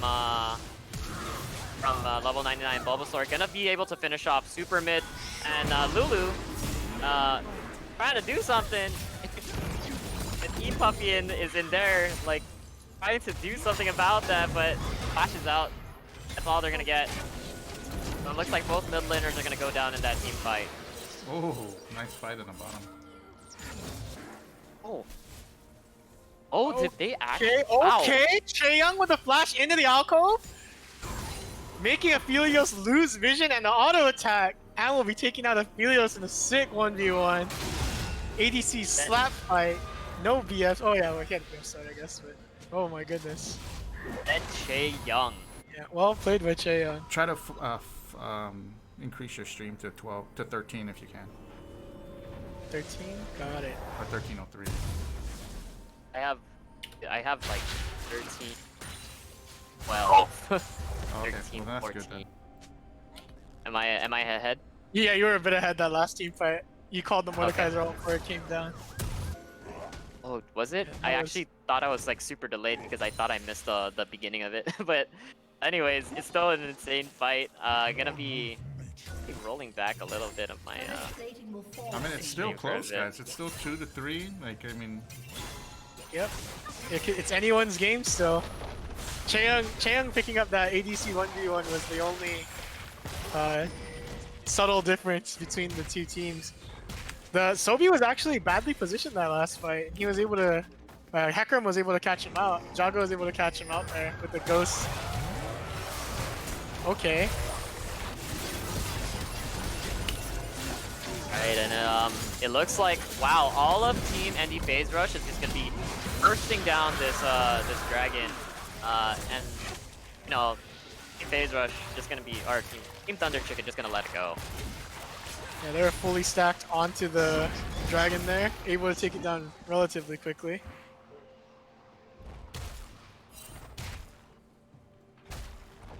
Yeah, it looks like it's gonna be a little bit of a tougher game for Thunder Chicken at this time, just because I feel like with Sovi on Cog, it's just more so I'm just gonna be poking you out, and he really does need a lot of help to be protected. But if they protect him, they protect also let Chaeyoung to do the damage for team fights at least. I think I could see it turning out, unless 200 years experience comes and ruins their play. But it looks like in the bot lane, something gonna go down. Dunna jumping in there with the volley bear, gonna be eating out Treerex. Treerex has no flash, nothing. Dunna taking the bite out of Crime. Gonna be taking down Helios in the top lane. Mordekaiser 1v2ing, will be death roaming Maokai. He's fighting under the tower though. Oh, Living I armor. mean, can he at least... Just enough to pick up the kill. 2v1 there by level 99 Bulbasaur. Able to take down Maokai within the death realm. So that's pretty huge for Thunder Chicken, swinging the momentum back in their favor. And as you were saying earlier, Arc Pulse, I do agree with you. Sobi on a more passive early game champion like Kog'Maw, where he had to buy a tier and he has to wait to ramp up. And Dunna also on a less proactive jungler, where he can't really take early fights as confidently as he can with like Graves or Nocturne or anything more aggressive than that. So they're definitely shifting to a different style of play here, but they are still playing it correctly. They're going to be taking away the Rift Herald here from Jaga, who's trying to solo it peacefully. But there's no PvE in this game, as Dunna will be picking it up. I actually found it really interesting because Jaga and Super Mid were already in the top side, while Volley will just finish ganking bot. They could have actually made the play to take Rift Herald as quick as possible, and they had more than enough time, but I'm not sure why they started it late. Even Super Mid just thinking, maybe I just need to get more farm, giving up Rift Herald, but I don't know if that was kind of worth for that. Perhaps they had the confidence that Jaga could just take it really quick before anyone else got into position, but underestimating your the rotation of Thunder Chicken is something you shouldn't be doing, because they are well known for their map movements. Really good ward control here by Best Jungle though, even though he's playing support. Kind of weird, but he has the bot side, the drop side locked down, as Super Mid will be finding Dunna here. Knock up by Lulu. Hecarim coming in there. All the focus is on top of Dunna. E-Puppy a little bit out of position here. She's Also, playing with Chaeyoung getting... Oh, she got out. The Karma Shield dash. Chaeyoung also able to get out, but E-Puppy almost tried to face check that bush. Pretty dangerous with the Hecarim full charge running. Yeah, they can't really... I don't think they could defend this very well here. Sovi walking up, putting himself in a little bit of danger. Right, but you know that he still wants to assert his dominance even though he's on an immobile champ. I was, and they were actually just gonna let their first brick go down in the bot lane. While they were kind of they were still debating on whether to dive Thunder Chicken's bot lane, but since they didn't really get, they did get a kill off of Dunna, however, sacrificing or trading their first brick for that.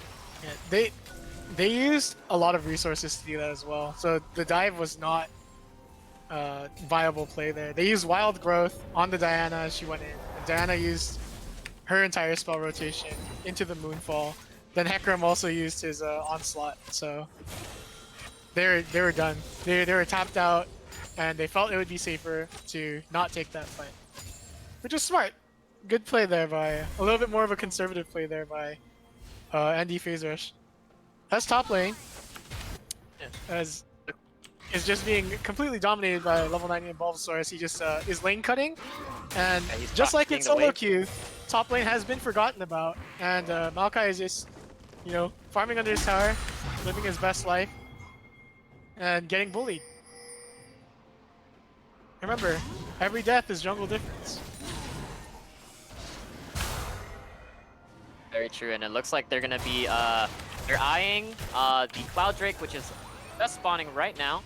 All the members of Thunder Chicken are there to respond. Maokai does have TP, so he can actually just TP in. Oh, he's actually gonna be TPing right now. But it looks like Dunna gonna be dropping Rift in the mid lane. They're This gonna is the just try ultimatum to- play I was telling you about, where they're putting pressure somewhere else so they cannot cohesively team fight.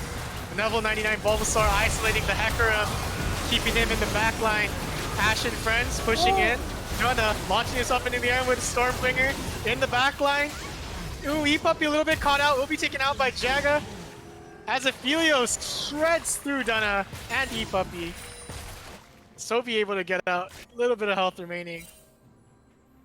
And both are also able to get out here. The only person that went down that fight was Best Jungle on Lulu. So I'm not sure if that was worth. The It tempo was is actually, yeah, the it tempo was is actually back insane. in Andy's favor now. For sure. It was actually insane. Aphelios also able to take out Mordekaiser. So Aphelios is actually fed out of his mind now. He got 3 kills. He's huge. He's got his eye edge, probably gonna pick up his Hurricane on his back here.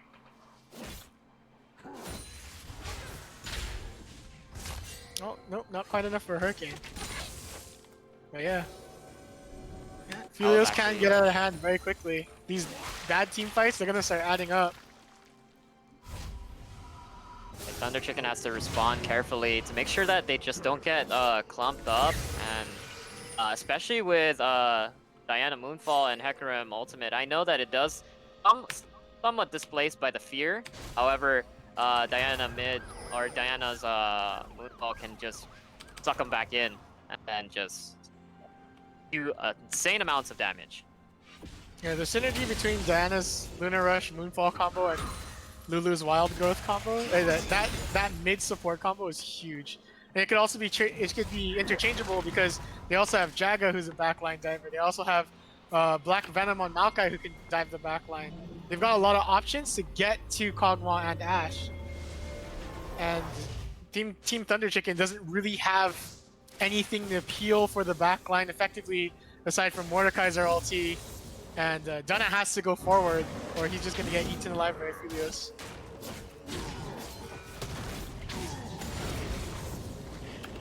Yeah, this might be a close game. I think if they're allowed to ramp up, ND Phasers will definitely win this one. They're in a good position to do so, actually. Yeah, no, that's for sure. I mean, Hecarim having a perfect KDA right now, and level 99 Bulbasaur doing a little bit of trading in the bot lane, but just looking at the scoreboard, they do have some shutdowns that they should definitely be taking from ND Phase Rush, that Thunder Chicken should be taking from ND Phase Rush, but it's very, very tough. Like as you said, Aphelios just in the back line, be able to shred the entire team, and I actually don't know how this is going to play out. Maybe it really will be going to ND Phase Rush, unless they actually go for super throws right now. Yeah, you guys gotta see how a team reacts who's so used to winning, how they play from behind. That really shows the true caliber of a player. If you can play from behind well, you're a good player. But if you can't play from behind, you're just gonna get smashed and rolled. And they're just gonna keep snowballing out of control, so.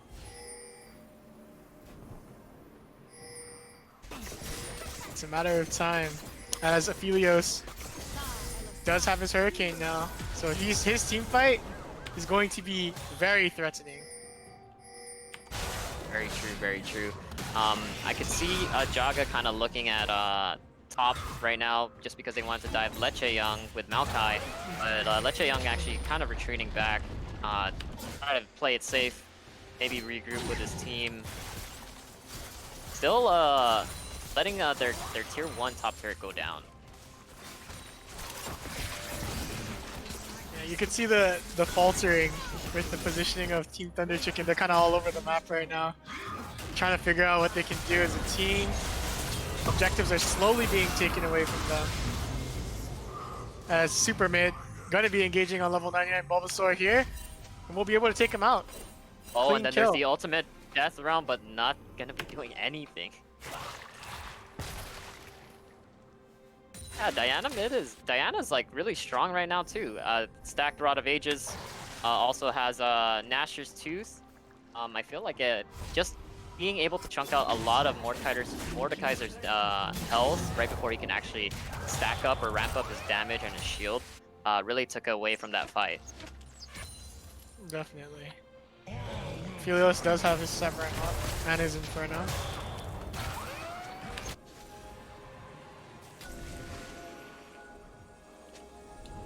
I think those are pretty decent guns for a dragon fight.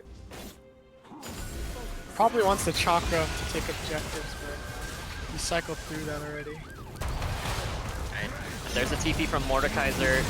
Oh, already just going in. What? Ooh, the oh, and the Arrow Ash Arrow actually hit. But it's a little bit too late. Dana trying to engage here, but no, gonna be repelled. There's the Infernum ultimate. Helios gonna be burning through the entire front line of Team Thunder Chicken. Oh my goodness, and it might be an ND phase rush game. This is a best of 3. We're gonna get a best of 3 game. Actually insane.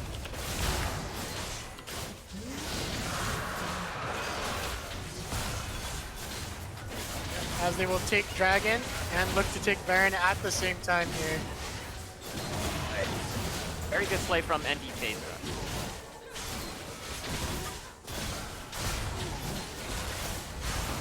Yeah, ND phase rush definitely able to bring it back. Ooh, they are in a very good position to win now. The deficit completely gone. They're like now an 8K gold a lead. very strong, a huge lead.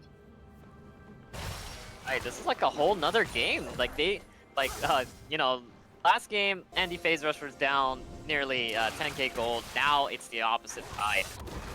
Not necessarily 10k gold, but very close. Even the amount of kills.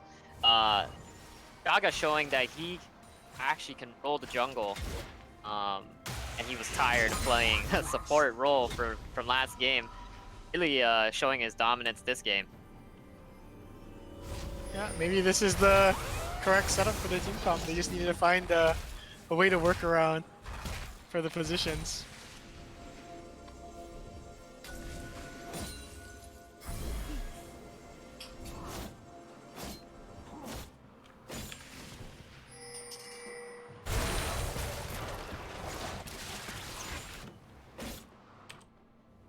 Right now, they're just gonna be we're just gonna be seeing some grouping up from Thunder Chicken.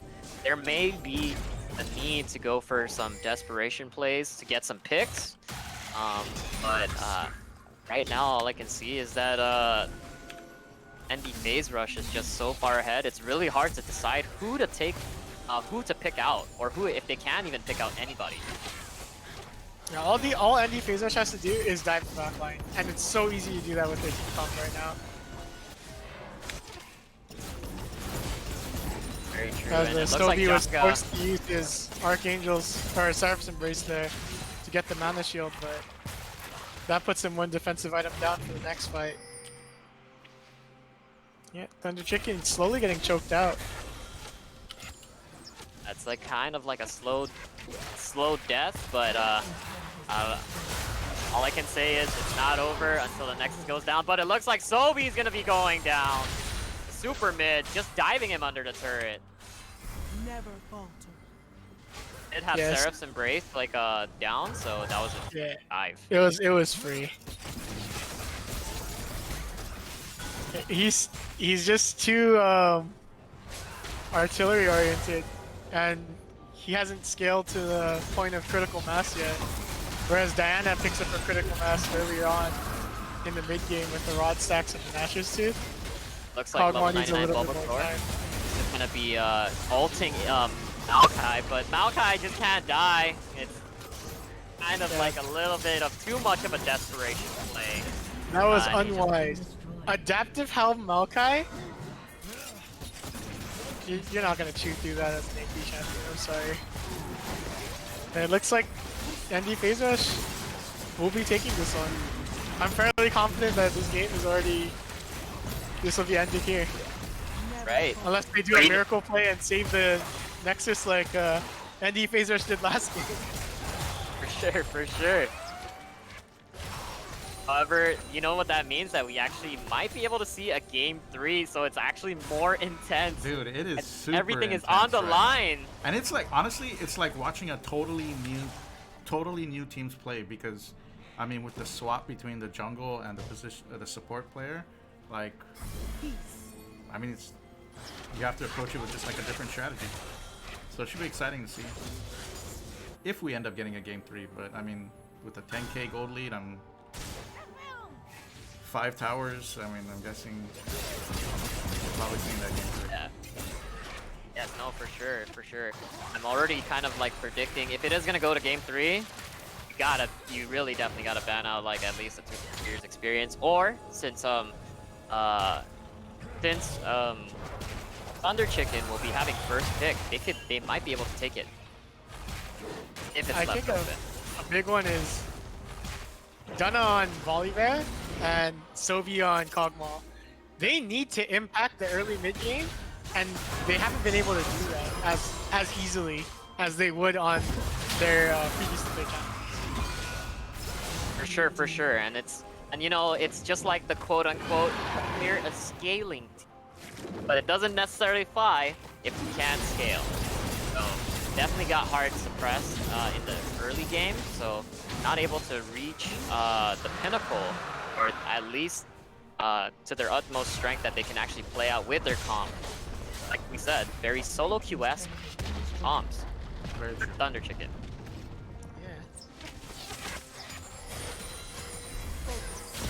Right, oh, and it looks like there might be a play in the top. Super mid actually Zonyaing, and gonna flash out. A lot of resources used from Thunder Chicken, and Ooh. looks like Dunna's gonna be still walking away, but that was way too much. That was a lot of resources just to kill Super Mid.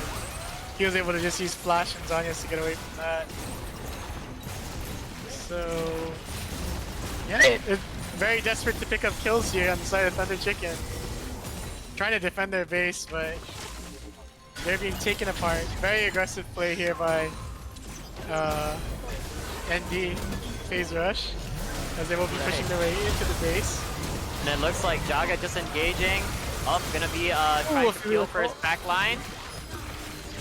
And Sobi getting his living artillery off to kill Lulu, but really not gonna be doing much because he flashed out of that!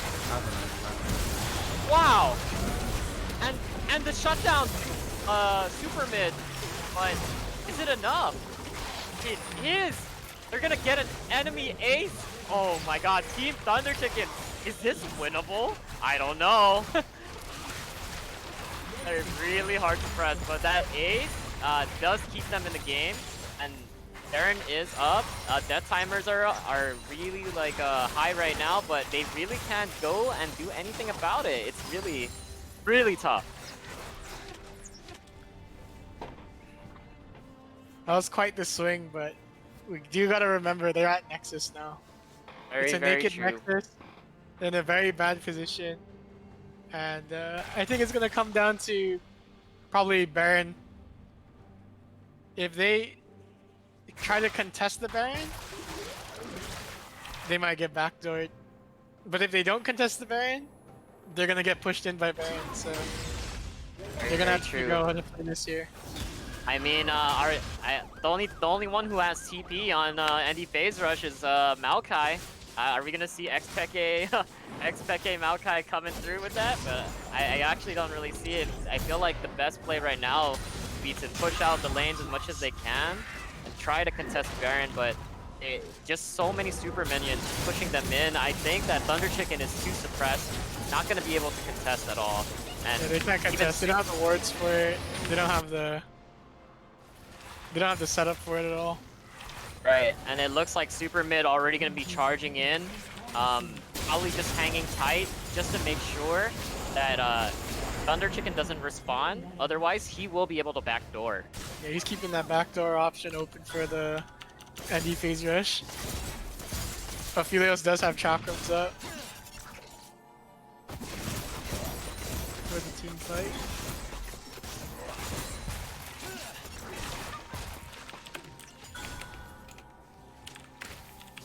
Oh, and there it is. This is probably gonna be it. Like, it's just a standoff right now, right before the final fight. Looks like they're just gonna be taking the inhibs, gonna be poking them down. But the thing is, they could honestly just walk in with their super minions as much as they can. Use the minions to. Ekram can just charge the Nexus now if he wanted to. Then they'll have to decide whether they defend the Nexus or fight the team. Right. As they are falling back to their Nexus. Here it is, the last stand of Thunder Chicken. Nature's Grasp. Gonna be catching the volley there. Instantly blown up.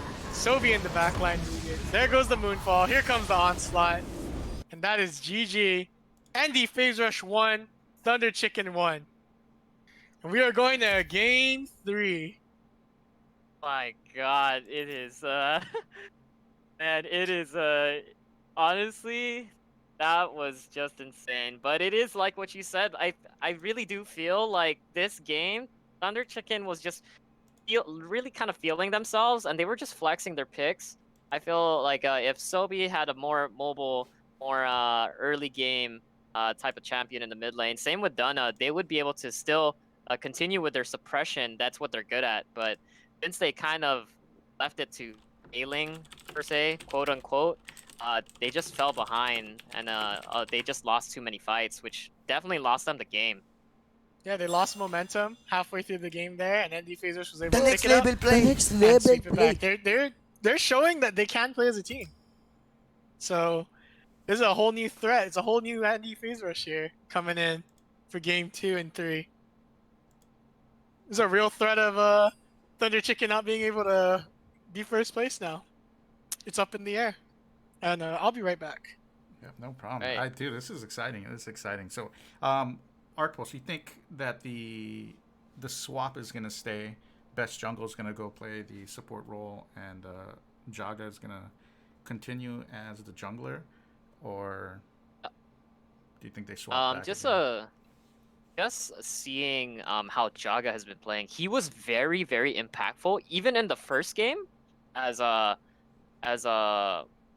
Oliver support.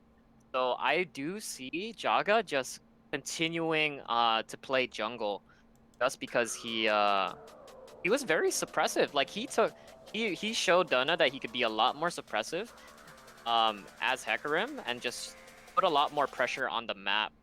So I just think that they are gonna be sticking with Jaga in jungle and Best Jungle as the support role, because actually Best Jungle was playing a really good Lulu support. Yeah. But I also think though, like the lineups obviously had an effect. Dunna on the Volibear, Sobi on a slower champ like Kog'Maw. Their tempos are a lot slower than like typical picks that these guys play. So I would expect Thunder Chicken to go with a more tempo-oriented lineup this game, I think, or at least early game impact with their jungler and their mid. Right, and like we did say, with Sobi just being on a heavy scaling type of champion, like such as Kog'Maw, otherwise known as Pogma, if you actually do scale or pop off. It would have been a different story if he was actually given that opportunity to scale. But since Jaga on Hecarim is just easily able to dive Cog, same with Super Mid and his Diana, it was just too hard for him to actually have that that protection or just be able to play it out and poke them out to scale properly. So he really did fall behind. Yeah, they didn't have much of a front line there to contest the dive comp, and their support wasn't. I wouldn't think Karma is very good for that type of team comp either, because she has very limited peel against hard divers like that, other than the Mantra Shield, which isn't going to save anybody, honestly, through that much burst. And although Mordekaiser is a decent front line, he removes himself from the fight when he presses R and death roams somebody. So maybe not the best team comp coming out of Thunder Chicken there, which is odd because they're usually pretty good at drafting. Well, we'll see how they do. Game 3. Should be Right. it should be exciting. Very good games up until this point. Yeah, we'll see. Okay, super. Yeah, I feel like Andy I Faces like I is did ready, see. just waiting on Thunder Chicken. I definitely did see just just a little bit of flexing from Thunder Chicken, trying to see like I could kind of play anything. Sophie saying I could play anything and get away with it, but Andy Phase Rush just backing back and saying no you can't. We are definitely gonna take this game, and they did do that. So now that Thunder Chicken has lost their game, everything is on the line. It's 1-1 right now. Really, I'm just gonna be seeing a lot more serious picks and a lot more targeted bans, a lot more from us under Chicken now. I may see a difference in the ban phase. Yeah, good drafting wins games. And that one was lost in draft. Better dive comp. Definitely set up there by ND.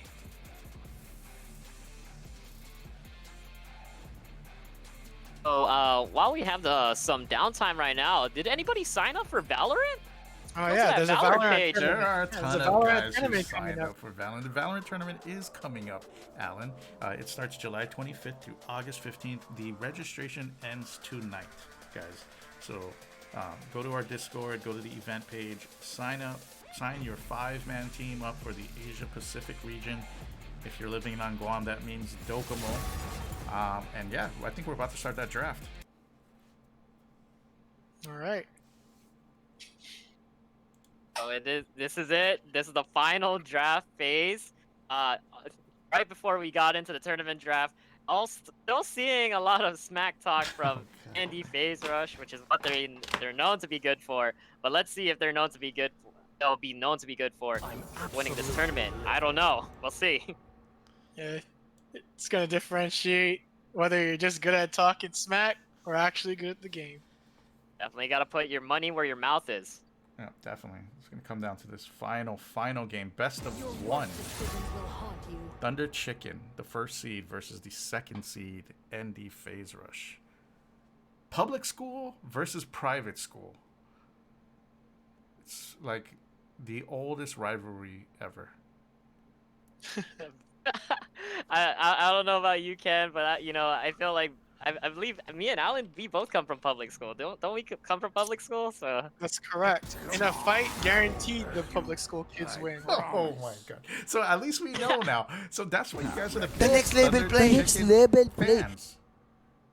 Well, I got a lot Hey. of friends in Thunder Chicken, Nah, so it's a little bit it's gonna be- biased, but It's hard to not like Thunder Chicken. they got a funny team name. They They're have funny sponsored by team name. Chicken. They, they're good sports. They play well.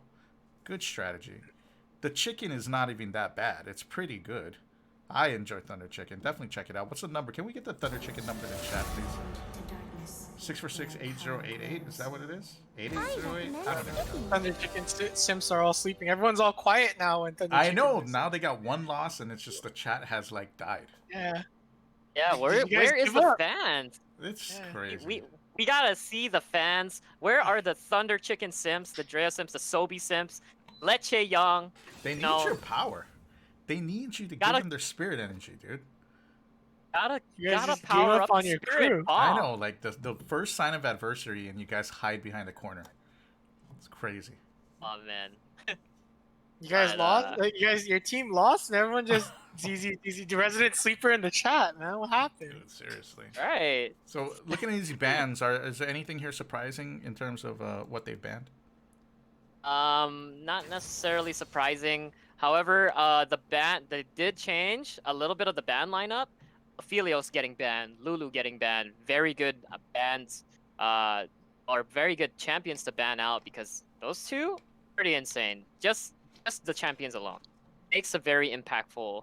It makes a huge impact on the game itself. But Yeah, Lulu's we got annoying as Yumi hell. now. Yeah. Yumi also annoying as hell, but she got nerfed and until she gets her buff in the next patch, I don't think she's that great, in my personal opinion. But let's see if ND Phase Rush proves me wrong.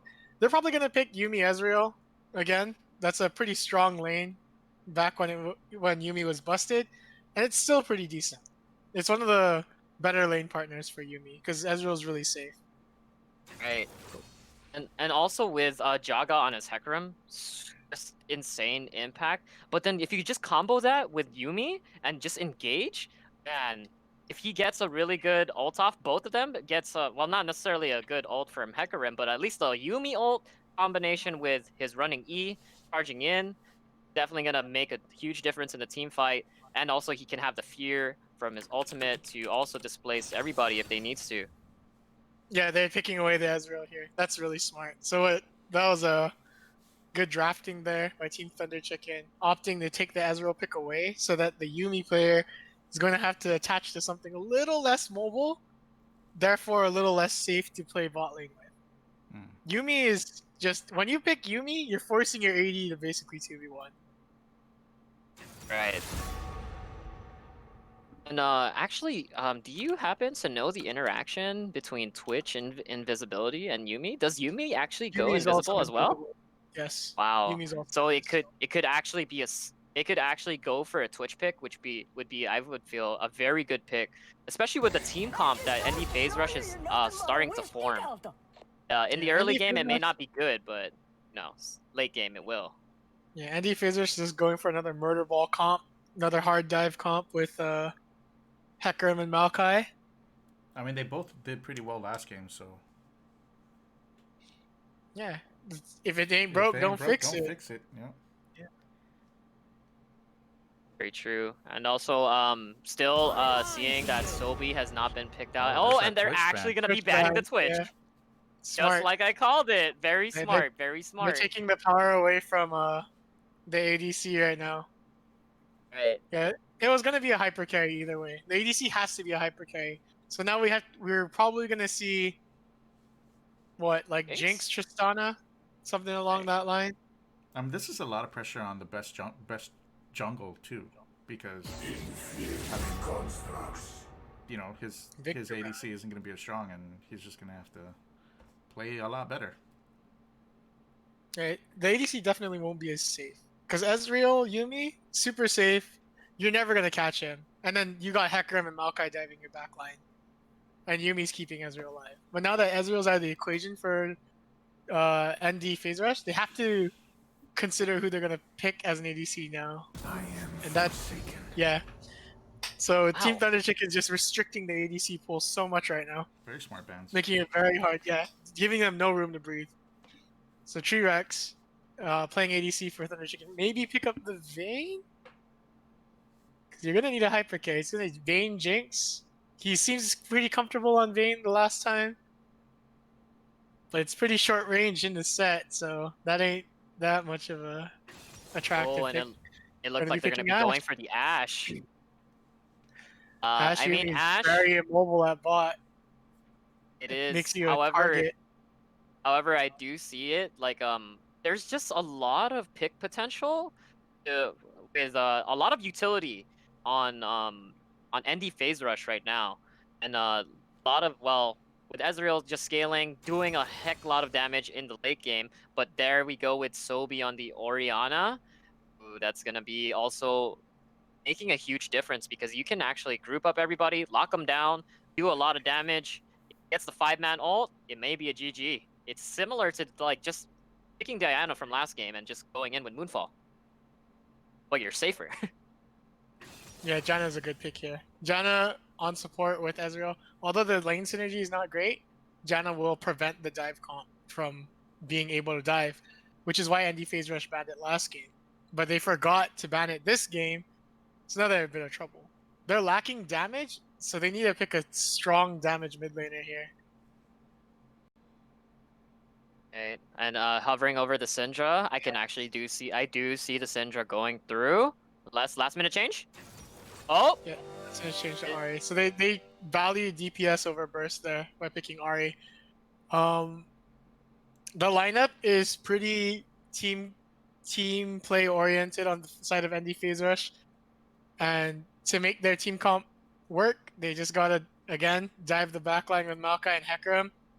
But it's gonna be very hard to do against Janna and Ezreal, so they're gonna have a bit more of complications as they try to dive onto Janna and Ezreal.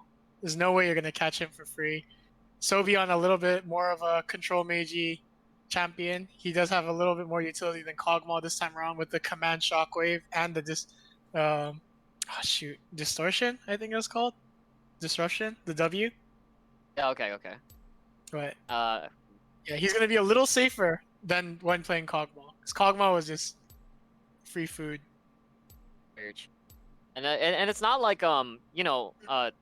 Thunder Chicken doesn't necessarily not have a wombo combo. I mean, you could easily do a set ultimate into the enemy team, onto Andy Phases Rush's team, along with Orianna's ult for a huge wombo combo. Maybe even just throwing in Ezreal ult and Graves ult if you can time it right. But that's gonna be really harder to pull off than as opposed to Andy Phase Rush's picks, where they can just easily just pick somebody, dive the backline, like you said, and even with Ash's utility, her ultimate, her arrow, it's just gonna be able to lock down somebody from afar to make those picks even easier. Yeah, Andy Fraser has a lot of utility coming in here with Maokai's Nature's Grass, the Onslaught from Hecarim, Ash's Enchanted Arrow. Yeah, they gotta be. Thunder Chicken's gonna have to watch out when they play this game. One mistake can lead to a loss. You saw how Andy Fraser snowballed the last game off of little mistakes, so we'll have to see. Yeah, I like these team comps. This is going to be a really interesting match. I mean, I think one of the keys to victory, though, is how impactful Dunna is in the early minutes of the game. You know, because if he falls behind like he did in that Volibear game, you know, spells trouble for the mid lane and consequently the rest of the game as well. But you know, if he gets off to an early start and impact one of the lanes, helps free up The some next of that level pressure. play. Next level play. We'll see, I guess.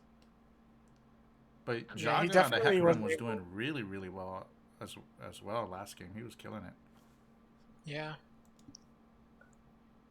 So he went from top laner to support to jungler, and it looks like they're running the same lineup this time around. Which I think is actually their best comp right now, because like I was saying earlier, Alan, is like Jaga has been very impactful on the map, even when he was Volibear support. So seeing him play jungle, I feel like it's just a better fit for their team, for Andy Phase Rush at least. Yeah, able to recognize where he could get ganks off.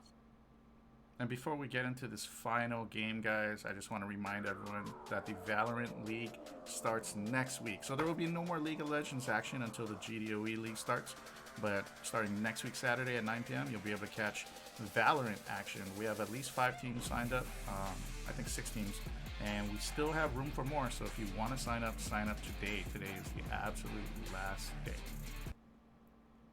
Yeah, you could be the 7th team to make the brackets all messed up and make buys. And it's round robin, guys. So, like, you know, every team is going to play at least, like, you know, however many teams there are. So, that's going to be dope. A lot of games. And even if you don't have the Docomo fancy internet, you can always come down, check out one of our sponsors, Netopia, where you get discounted rates when you play your Valorant matches there.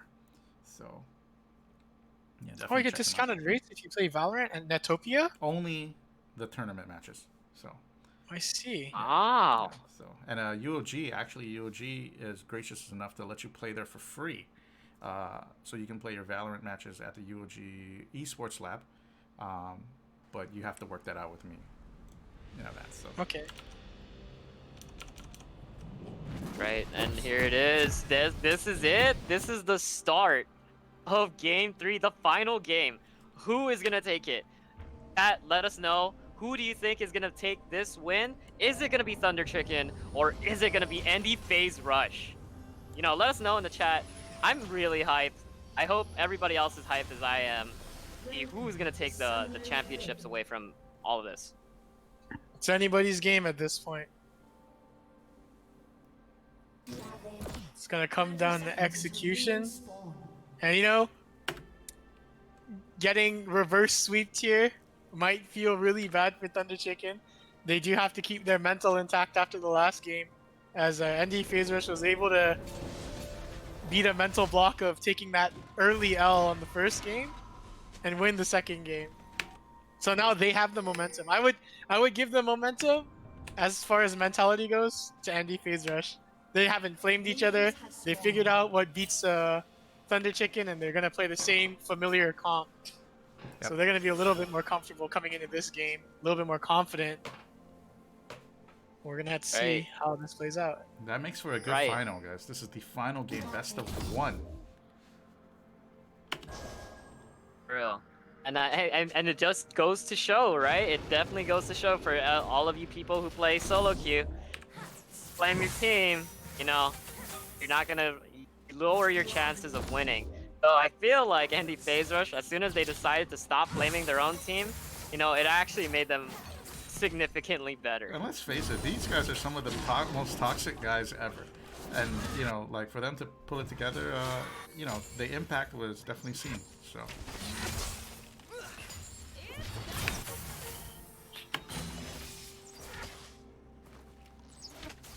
I'd like to shout out the chat, all 55 viewers in here. Thank you for joining the action all season.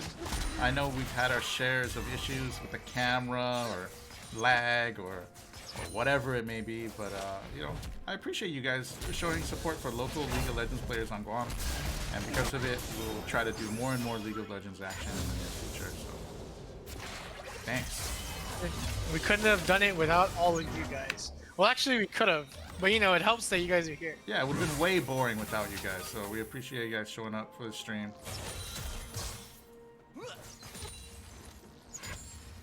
Although most of you seem like Thunder Chicken stands, but you know, I respect that. You do you. Yeah, for sure, for sure. But looks like 3 Rex in the bot lane, along with Best Jungle, definitely getting a lot of poke off, and it's because Yuumi can heal off any a lot of the damage. It's more. I feel like it's more in their favor. It cost Yuumi so much to do that though. Her heal costs 30% of her, or 15% of the mana now, I think. When every time she presses E, it costs her Very like a true. huge chunk of mana. So it's not the most Right. efficient healing in the game anymore. But played properly, if she constantly uses her bottom block, she can keep her mana gauge high. Up, and it looks like in the top lane. Oh, It's the There's same the old kill. dive that we saw from 2 games ago. Dana and level 98 Bulbasaur with the Haymaker dive once again. Doesn't matter if you're a tank or a bruiser, they're gonna dive you at level 3. yeah. Pretty much, it's just because Black Venom, if you notice in that fight, he didn't even have mana. He couldn't do anything. He was literally a sitting duck underneath his turret. He couldn't even clear the wave. It was like the most optimal decision to just dive him right then and there. So very smart play on Dana. Definitely getting first blood. However, it's still not over. It's just first blood. Anything can still happen at this point. So, bot lane is in an interesting situation where Yuumi is being played correctly, but they are not playing against Yuumi correctly.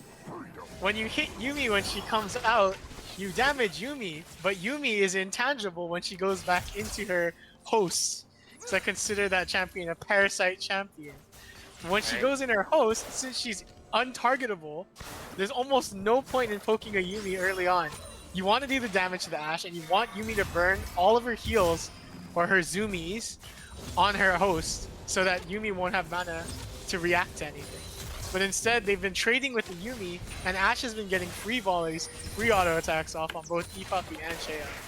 So definitely the lack of matchup knowledge there by the bot lane, that could set them back a lot and cost them.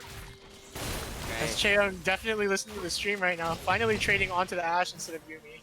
Good job, Cheon. Yeah, it's definitely a smarter play to do. Dana was actually in trying to take Raptors from Jaga, but I did see super mid responding. So good for him to actually know when he's unsafe. And it looks like we're gonna get a cleanse off in the mid lane. Obi. Although he was Yeah. able to cleanse the charm, he still took a big chunk of damage there. Right. And the pressure is on. Last game of the season Right. for the circuit. What would you call it, Ken? Yeah, the circuit. Season, league. Season, yeah. You guys can Oh, call it and whatever there- you want. Oh, what's going on? Oh, there's something in the top lane, and Wow. oh, Black Venom's gonna go down. Oh, Just Bulbasaur. getting ult- Yep. Getting Going for the ulted hard by Set right there, and just wow. Yeah, I think they're just gonna go for the good old set snowball strategy once more, where Dunna camps top, they get all the plates, and then they just run it down mid lane with their lead. We do see 2 plates already taken out of the top lane, so I'm gonna assume that Dunna might even just give up the dragon, go for Rift, come to top with the Rift, crack the top tower, and then Set can just go crazy on the enemy team once more. I mean, we do have Rift Herald coming up in about a minute, so there still could be some. There's still some time for him to try and get the dragon right now if he ever chooses to. But it's gonna be tough to play around that bot lane. You know what I mean? Oh, and something in top. Oh, Gaga going in. And there's the Maokai ulti landing, but then he's gonna do his shield. And Two Chainmaker there, level- that Bulbasaur fully stacked, but he's not healthy enough to take this fight. Ooh, that's a free Actu- pickup. Unable to Yeah. do the 1v2 this time around. He didn't have his ulti available. yeah, it wasn't really the best place because he didn't have the help that he needed. Like Sobi was, I believe Sobi at that time was like pushed in, or he just returning back to lane, whichever. He But- didn't have and lane they barrier just yet. couldn't respond. Yeah. Definitely a little bit of a riskier spot. He was trying to take the Scuttle Crab to extend his lead, but he wasn't quite able to do that because Hecarim just waltzed over and smited it. Although Yeah. Hecarim did miss the smite and it lived with NHP, didn't matter. Bulbasaur was crammed in between Hecarim and Maokai with his ult up. They just both ulted on top of him and he could not flash for distance and get away. Oh, yeah, no, for sure. And it's just I feel like that really makes a difference because you know he gave up a very small amount of his lead. Like he could have just, you know, maintained it, kind of played safe, given up the crab. Oh, but it looks like super so mid. Nice. Getting solo killed by Super Mid there. Wow. Okay, so solo kills are actually really bad right now for Team Thunder Chicken because they're very team oriented, and we already know ND Phase Rush, individual skill wise, they're all very strong. So once they get rolling on their own, it could be very dangerous for Thunder Chicken here. Sure. I would like to say that super mid is really like I mean, along with Jaga, it's literally one of those things. He's like the Sobi of you know, any Bezos. He literally is. But being able to get that solo kill off of Sobi himself, it just really shows like how strong he can be, and he's shown it in the last game. They're really putting the pressure on Team Thunder Chicken right now. As you can see, Jaga's just like taking all the jungle camps away from Dunna, but that side of the jungle has already been cleared. However, the bot lane dive lane? is available. Oh, E-Puppy able to land a good knock up there. Ah, Sick tornado. Gonna be stopping Hecarim and Yumi from diving, but it's only a matter of time before they just push the wave and re-dive. There's the Rift Herald. Dunna did pick that up as he's playing the opposite side of Hecarim. They don't have any wards down here, but E-Puppy will see Jaga. And he's gonna be leaving them in peace. yep. And there it is. They're gonna be. Oh, why is Dunna fighting Ari right now? Oh, but she gets caught in the ultimate. Not gonna be able to do That's that kind of much killer. damage.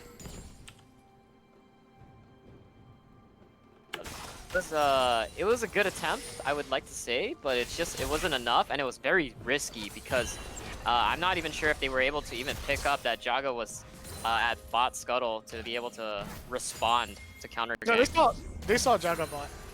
Okay. Anna saw Jagabot, and they knew he was running up towards Try. Oh. They just weren't sure what he was going to do. As Sobi getting caught out here, the cleanse not going to do anything for him. There goes the RKO, but nope, teleport coming in from Maokai. Gonna be, ooh, it's layers upon layers of CC. That's Right. Sobi and Bulbasaur going down. 2 for the price of 1. ND Phase Rush taking the tempo away. Yeah, good response by Black Venom to TP in to be able to help secure the kill. So. Yeah, that was a super fast teleport reaction. They were able to get 4 people there, so 4 people got the split of the assists. Yeah, and I did see what Sobi was trying to do. He did play a little bit overextended, but I know he was anticipating level 99 Bulbasaur to come from the flank. However, it's just that Jaga and then best jungle on Jaga was just able to come a lot faster because, you know, he is Hecarim. 1,000 miles an hour. Yeah, they're just able to run them down. The Death Ball comp. All you need to do is get together and team fight. Dunna's still hanging on to the Rift Herald here. He's going to need to use that to take out some plates. At top lane, though, Set was able to get all the turret plating. All he needs to do now is basically farm up. Maybe don't team fight for a while because they did lose tempo. They're only 1k gold behind. Yeah. Or sorry, they're only like 100 gold behind, so not too much of a deficit here for Thunder Chicken.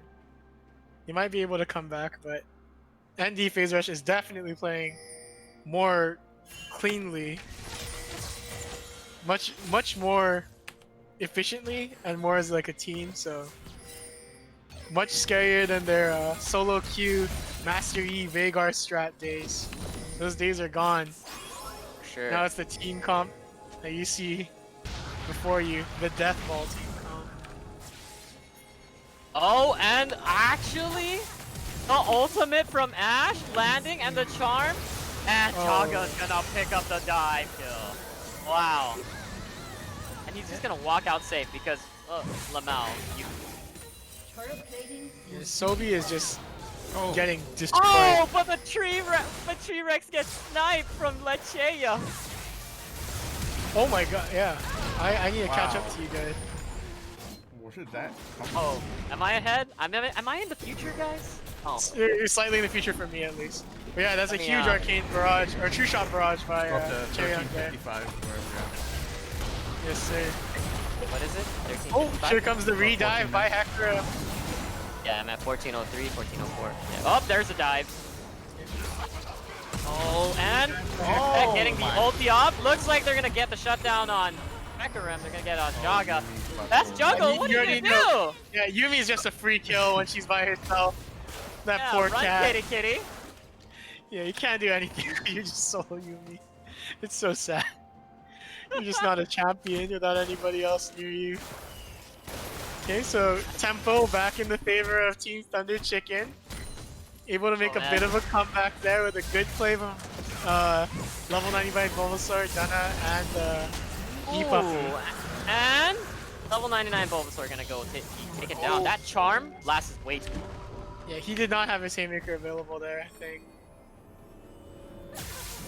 Yeah, he was just locked down for the longest time. Oh, Janna's in trouble!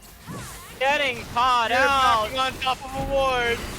Oh, but then no. also in the bot lane, Tree Rex. Wait, Yumi to the save. And the Ash Arrow. Lecheon's gonna be going down by Tree Rex. Kaga gonna be responding, getting the kill off. What a disaster! Right. Thunder Chicken, what was that? Just You when you tried to thought. They got the tempo back. Man, They you just know, completely dropped the the ball. gold swing was so crazy. Like, ND Phase Rush was up by just like 100 or 200 gold. Then Thunder Chicken jumped up like 4k. And then now we're back even again, or 400 gold up for Andy Phase Rush. That was a great response. See, you Very never great. back in a lazy position in a video game. E-Puppy backing inside the river in full view of that side brush, the lane ward. Don't be lazy in a video game. It doesn't cost you any energy to move to a safer location to bat. Pop your sweepers. That's right. And wait a second. Actually, wait, does Puppy even have a sweeper? Oh, she actually hasn't picked up sweeper yet. She hasn't finished her support item yet. Yeah, so that's She went the probably relic it. shield. I think she's been hitting mage minions instead of hitting melees only. Yeah. Oh, Ari, Wow. unable to find the cheese. Yep. Good effort though. Tried to pull a Sobe Fizz on them by one-shotting somebody from a bush. Yeah, and Super Mid has just been very dominant. He's been really playing it well. Getting the solo kills really made such a difference. And even the helps from the gank, but he's just asserting his dominance right now. He does have a lead, so he's really pressuring it on the map. And then it looks like they're gonna be going for the Rift Herald for Andy Phase Rush.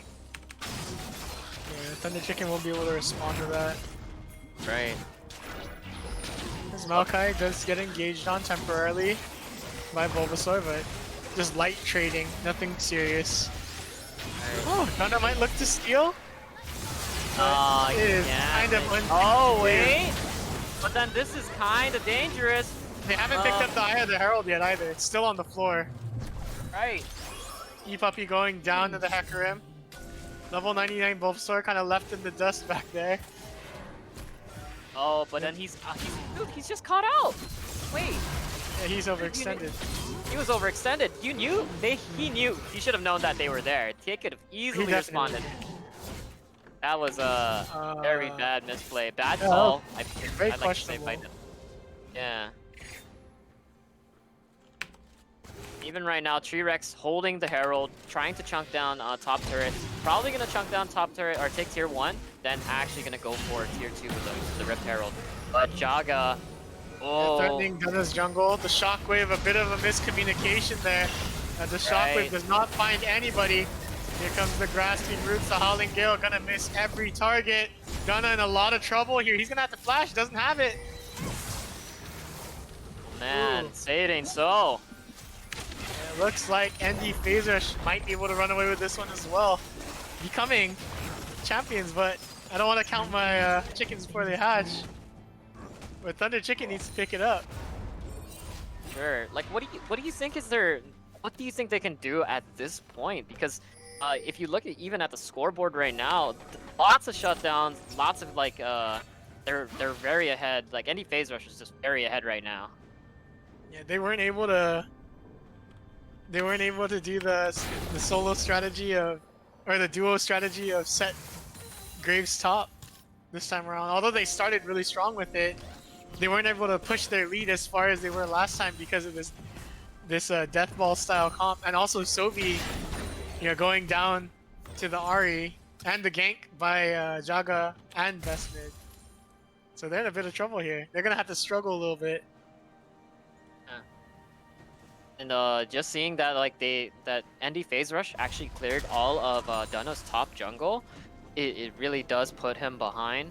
They really have to make plays, but I feel like they're just gonna keep picking on Black Venom right now, like how he's doing it right now, getting caught out, but using the ulti, getting the flash.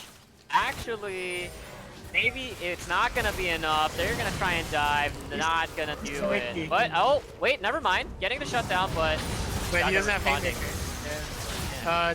Oh, Once Set doesn't have Haymaker, he's not as threatening. right, and Jaga, thinking that he could fight more than he could chew, but he's still gonna get out cleanly, somewhat cleanly, because Yumi is just gonna be there and say, "Hey, I got heals for you." Yeah, this is gonna come down to hopefully E-Puppy being able to hit a really good ult right when Black Venom lands from his Twisting Grasp, or Twisted Advance, and Jaga lands his Onslaught. So once Hecarim R and Maokai W are spent, she needs to pop her Monsoon to push all of them off so that their team gets a reset and a good disengage. Without that, this team's gonna lose. They need to play their comp properly, and it's harder to execute than a dive comp. A dive comp's very simple. You go in, you kill your targets, you get out. But the team comp that Thunder Chicken is running right now is slight disengage. Dunna getting caught out. Charm's still not thrown by Ari. Gonna just be spirit dashing all the way around him, taking him out. It's too much of a gold difference between Dunna and best mid. Or super mid. Best jungle, super mid. Yeah, he was, I know he was trying to farm what he can, but because he died, I mean, that looks like a free Baron to me. That's gonna try and get trade for tier 1 bot turret, but it's really not gonna be enough. Now they actually have to play behind. Ezreal doing the ultimate. Trying to steal every objective he can. And honestly, his timings are only slightly off. He almost got that. Correct. It was with very limited vision. He's trying to make a miracle steal for the team. As the vision of Thunder Chicken is faltering, all 5 vision wards are out for ND Phase Rush right now, protecting both objectives, although they just took Baron. Dragon Pit fully warded, everything outside of it fully warded. Thunder Chicken unable to push outside their base. Only 1 vision ward out. Yeah, so would you happen to say, like, if they were to, it would be better if Thunder Chicken were to just respond to the dive properly, be able to turn up. They need to play safe. They need information. First of all, they need information. They need to clear out these wards, which ePuppy is on her way to do. And they need to get information on the map. They need to get their wards out. Everyone needs to start buying kinks. They need to play defensively, because once you pick Janna, you've already decided that that's what's going to protect your backline. That's what you're playing for, is to peel backwards. And if you're not able to execute that comp, you're going to lose. Because Ezreal's hit his mid-game power spike, so if they cannot win off of Ezreal's mid-game power spike, they might be in a bit of trouble. They do not scale. Oh, but it looks like Super Mid's gonna go down. And actually got some on my screen. What's happening? What? Right. They took out Super Mid and Black Venom there. They're just caught out, but Hecarim, Jaga, pushing top tower, are gonna be able to pick up the inhibitor here for free. Right. T-Rex also coming around all the way one time to finish it off, I believe, 2 times. Okay. Oh, up and the inhib still does go down, but then re-engaged by Jaga. And then there's the ultimate from Great cleanse there by Shea. That was actually such a clean cleanse by Shea. But they're so low, they need a back phase. Yeah. However, they did get, how much was that shutdown gold? They actually got 550 gold from the Ari shutdown. Might be able to make something a little bit out of it, but still really tough match right now because they have their top. 99 bullets, so you are 1v3ing right now, my guy. That's brave and commendable. Okay. Able to pick up 1 kill. Here comes the teleport from Maokai. Yumi, she's naked. She's going down. Maokai in a bad spot. Aftershocks proccing. There comes the twisting roots, but nope, not quite enough. They're not gonna back off? Alright, he's backing off. He sees Super Mid coming up through the wards. Right. He's gonna get, man, this momentum swing is crazy. Oh, Ari just steals the play. Oh my goodness.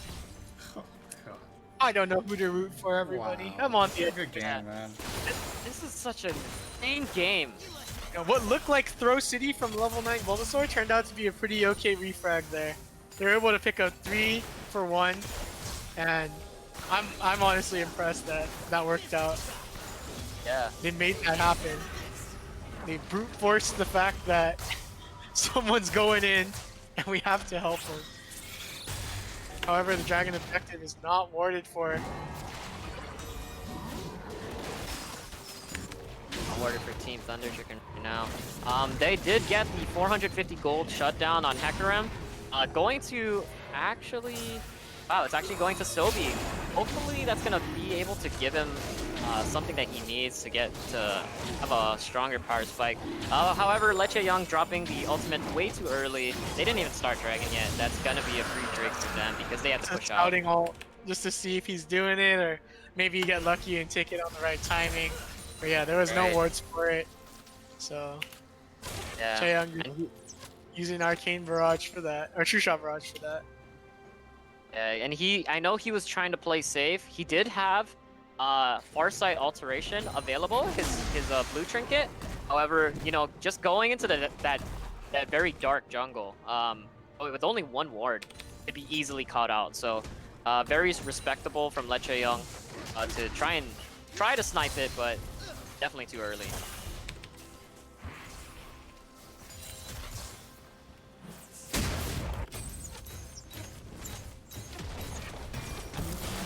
And it looks like The team wow. Chicken gonna be conceding their tier 2 tower at bot. Yeah. And Dana's been actually pretty good trying to get his way back into the game.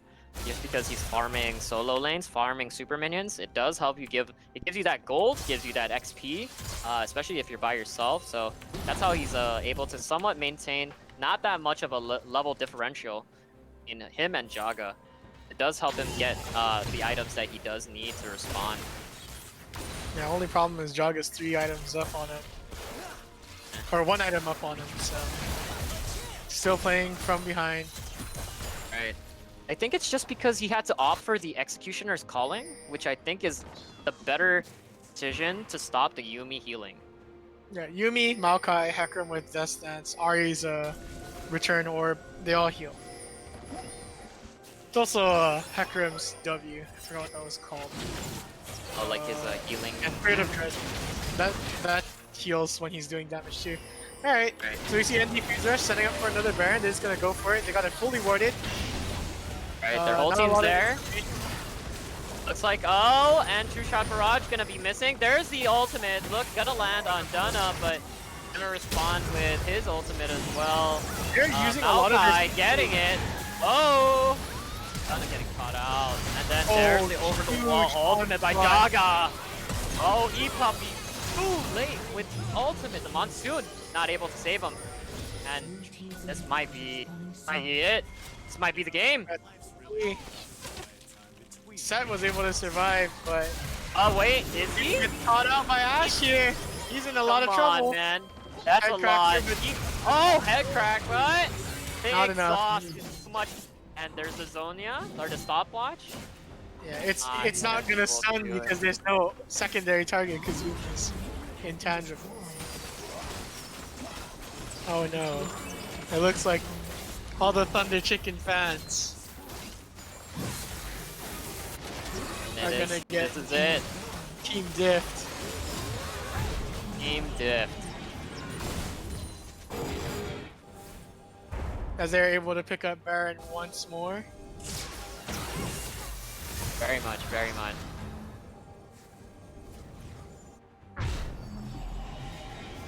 Ooh, Wow. Dana is taking a huge amount of damage. 90% of his health on one spell rotation. Yeah, I mean, look at Super Mid. Look at the difference between Super Mid's level and their entire team. That's like 3 whole levels above most of like Thunder Chicken's team, and it's just too much. Like, and also with the amount of items that he has, the amount of farm, the amount of gold, it's just, I feel like it's just sealing. It just sealed the coffin away. You know? Putting the nail in the coffin. Indeed. They've definitely lost grip of the game. Meant that when they got their lead, or when they started getting their tempo back, they lost it so quickly. They weren't able to pick it back up again, so they're just completely playing from behind. They're 2 Barons down, 2 Dragons down. Next dragon is Soul. It's coming up in less than a minute. So this Soul is do or die. That's Infernal Soul. You really can't let the winning team have that. However, if you just fall behind too much, they do have Baron up as well. They could just be charging in. They might not even want to get Infernal Drake at this point, or Soul. They could just actually just push in with super minions, then choke them out.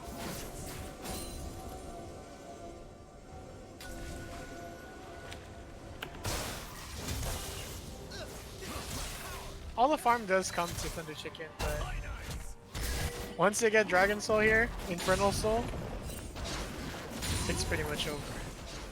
Right, and it looks like level 99 Bulbasaur kind of being a little bit caught out, but he's not gonna be. Nothing's gonna happen to him. And there is the Infernal Soul. That might be it, folks.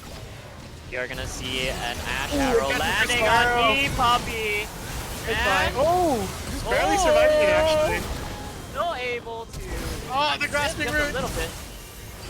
It touched your pinky Oh. toe and you died. Level 99 Bulbasaur, the last man Circling standing, down and it and looks getting like Andy ace. Face Rush is gonna Andy take it Face away. Rush. Andy Phase Rush is your first League of Legends Laddie Esports champions for this tournament. Wow. What a game.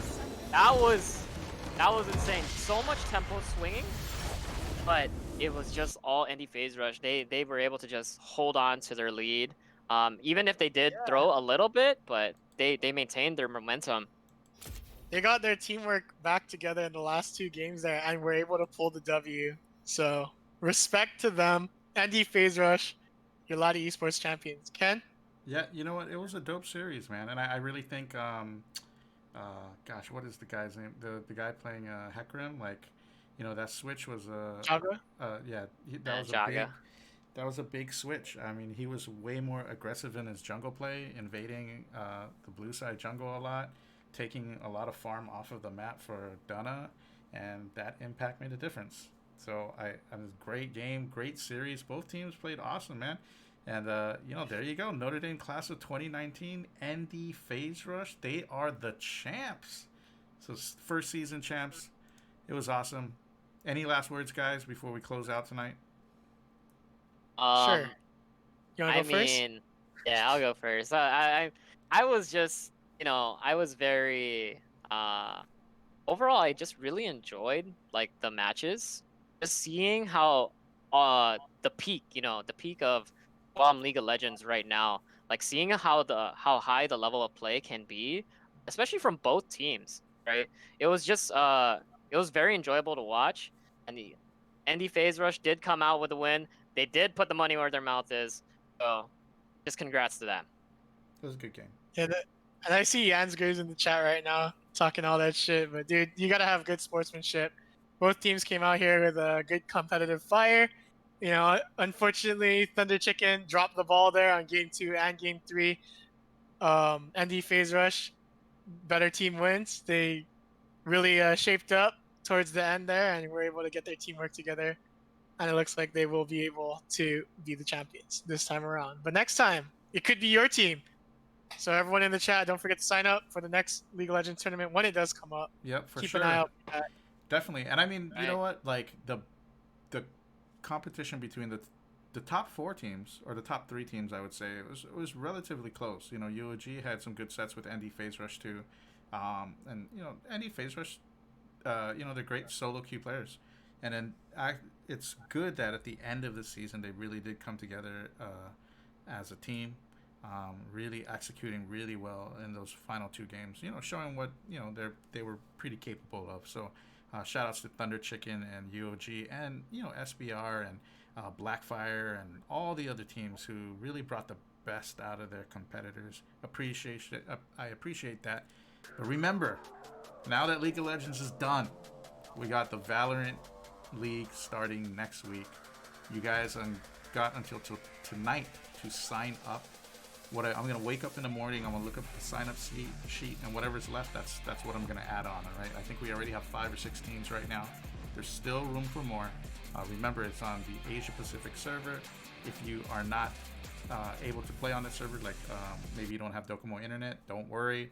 We'll work out something with Utopia, and we already have something cleared out with UOG, so that you can play there for free. So definitely check it out if you're interested in some Valorant action. And yeah, thank you for following the stream all season for Laddie Esports League, League of Legends Summer League. We appreciate all the teams coming out to play, and we will see you next week with some Valorant action, guys.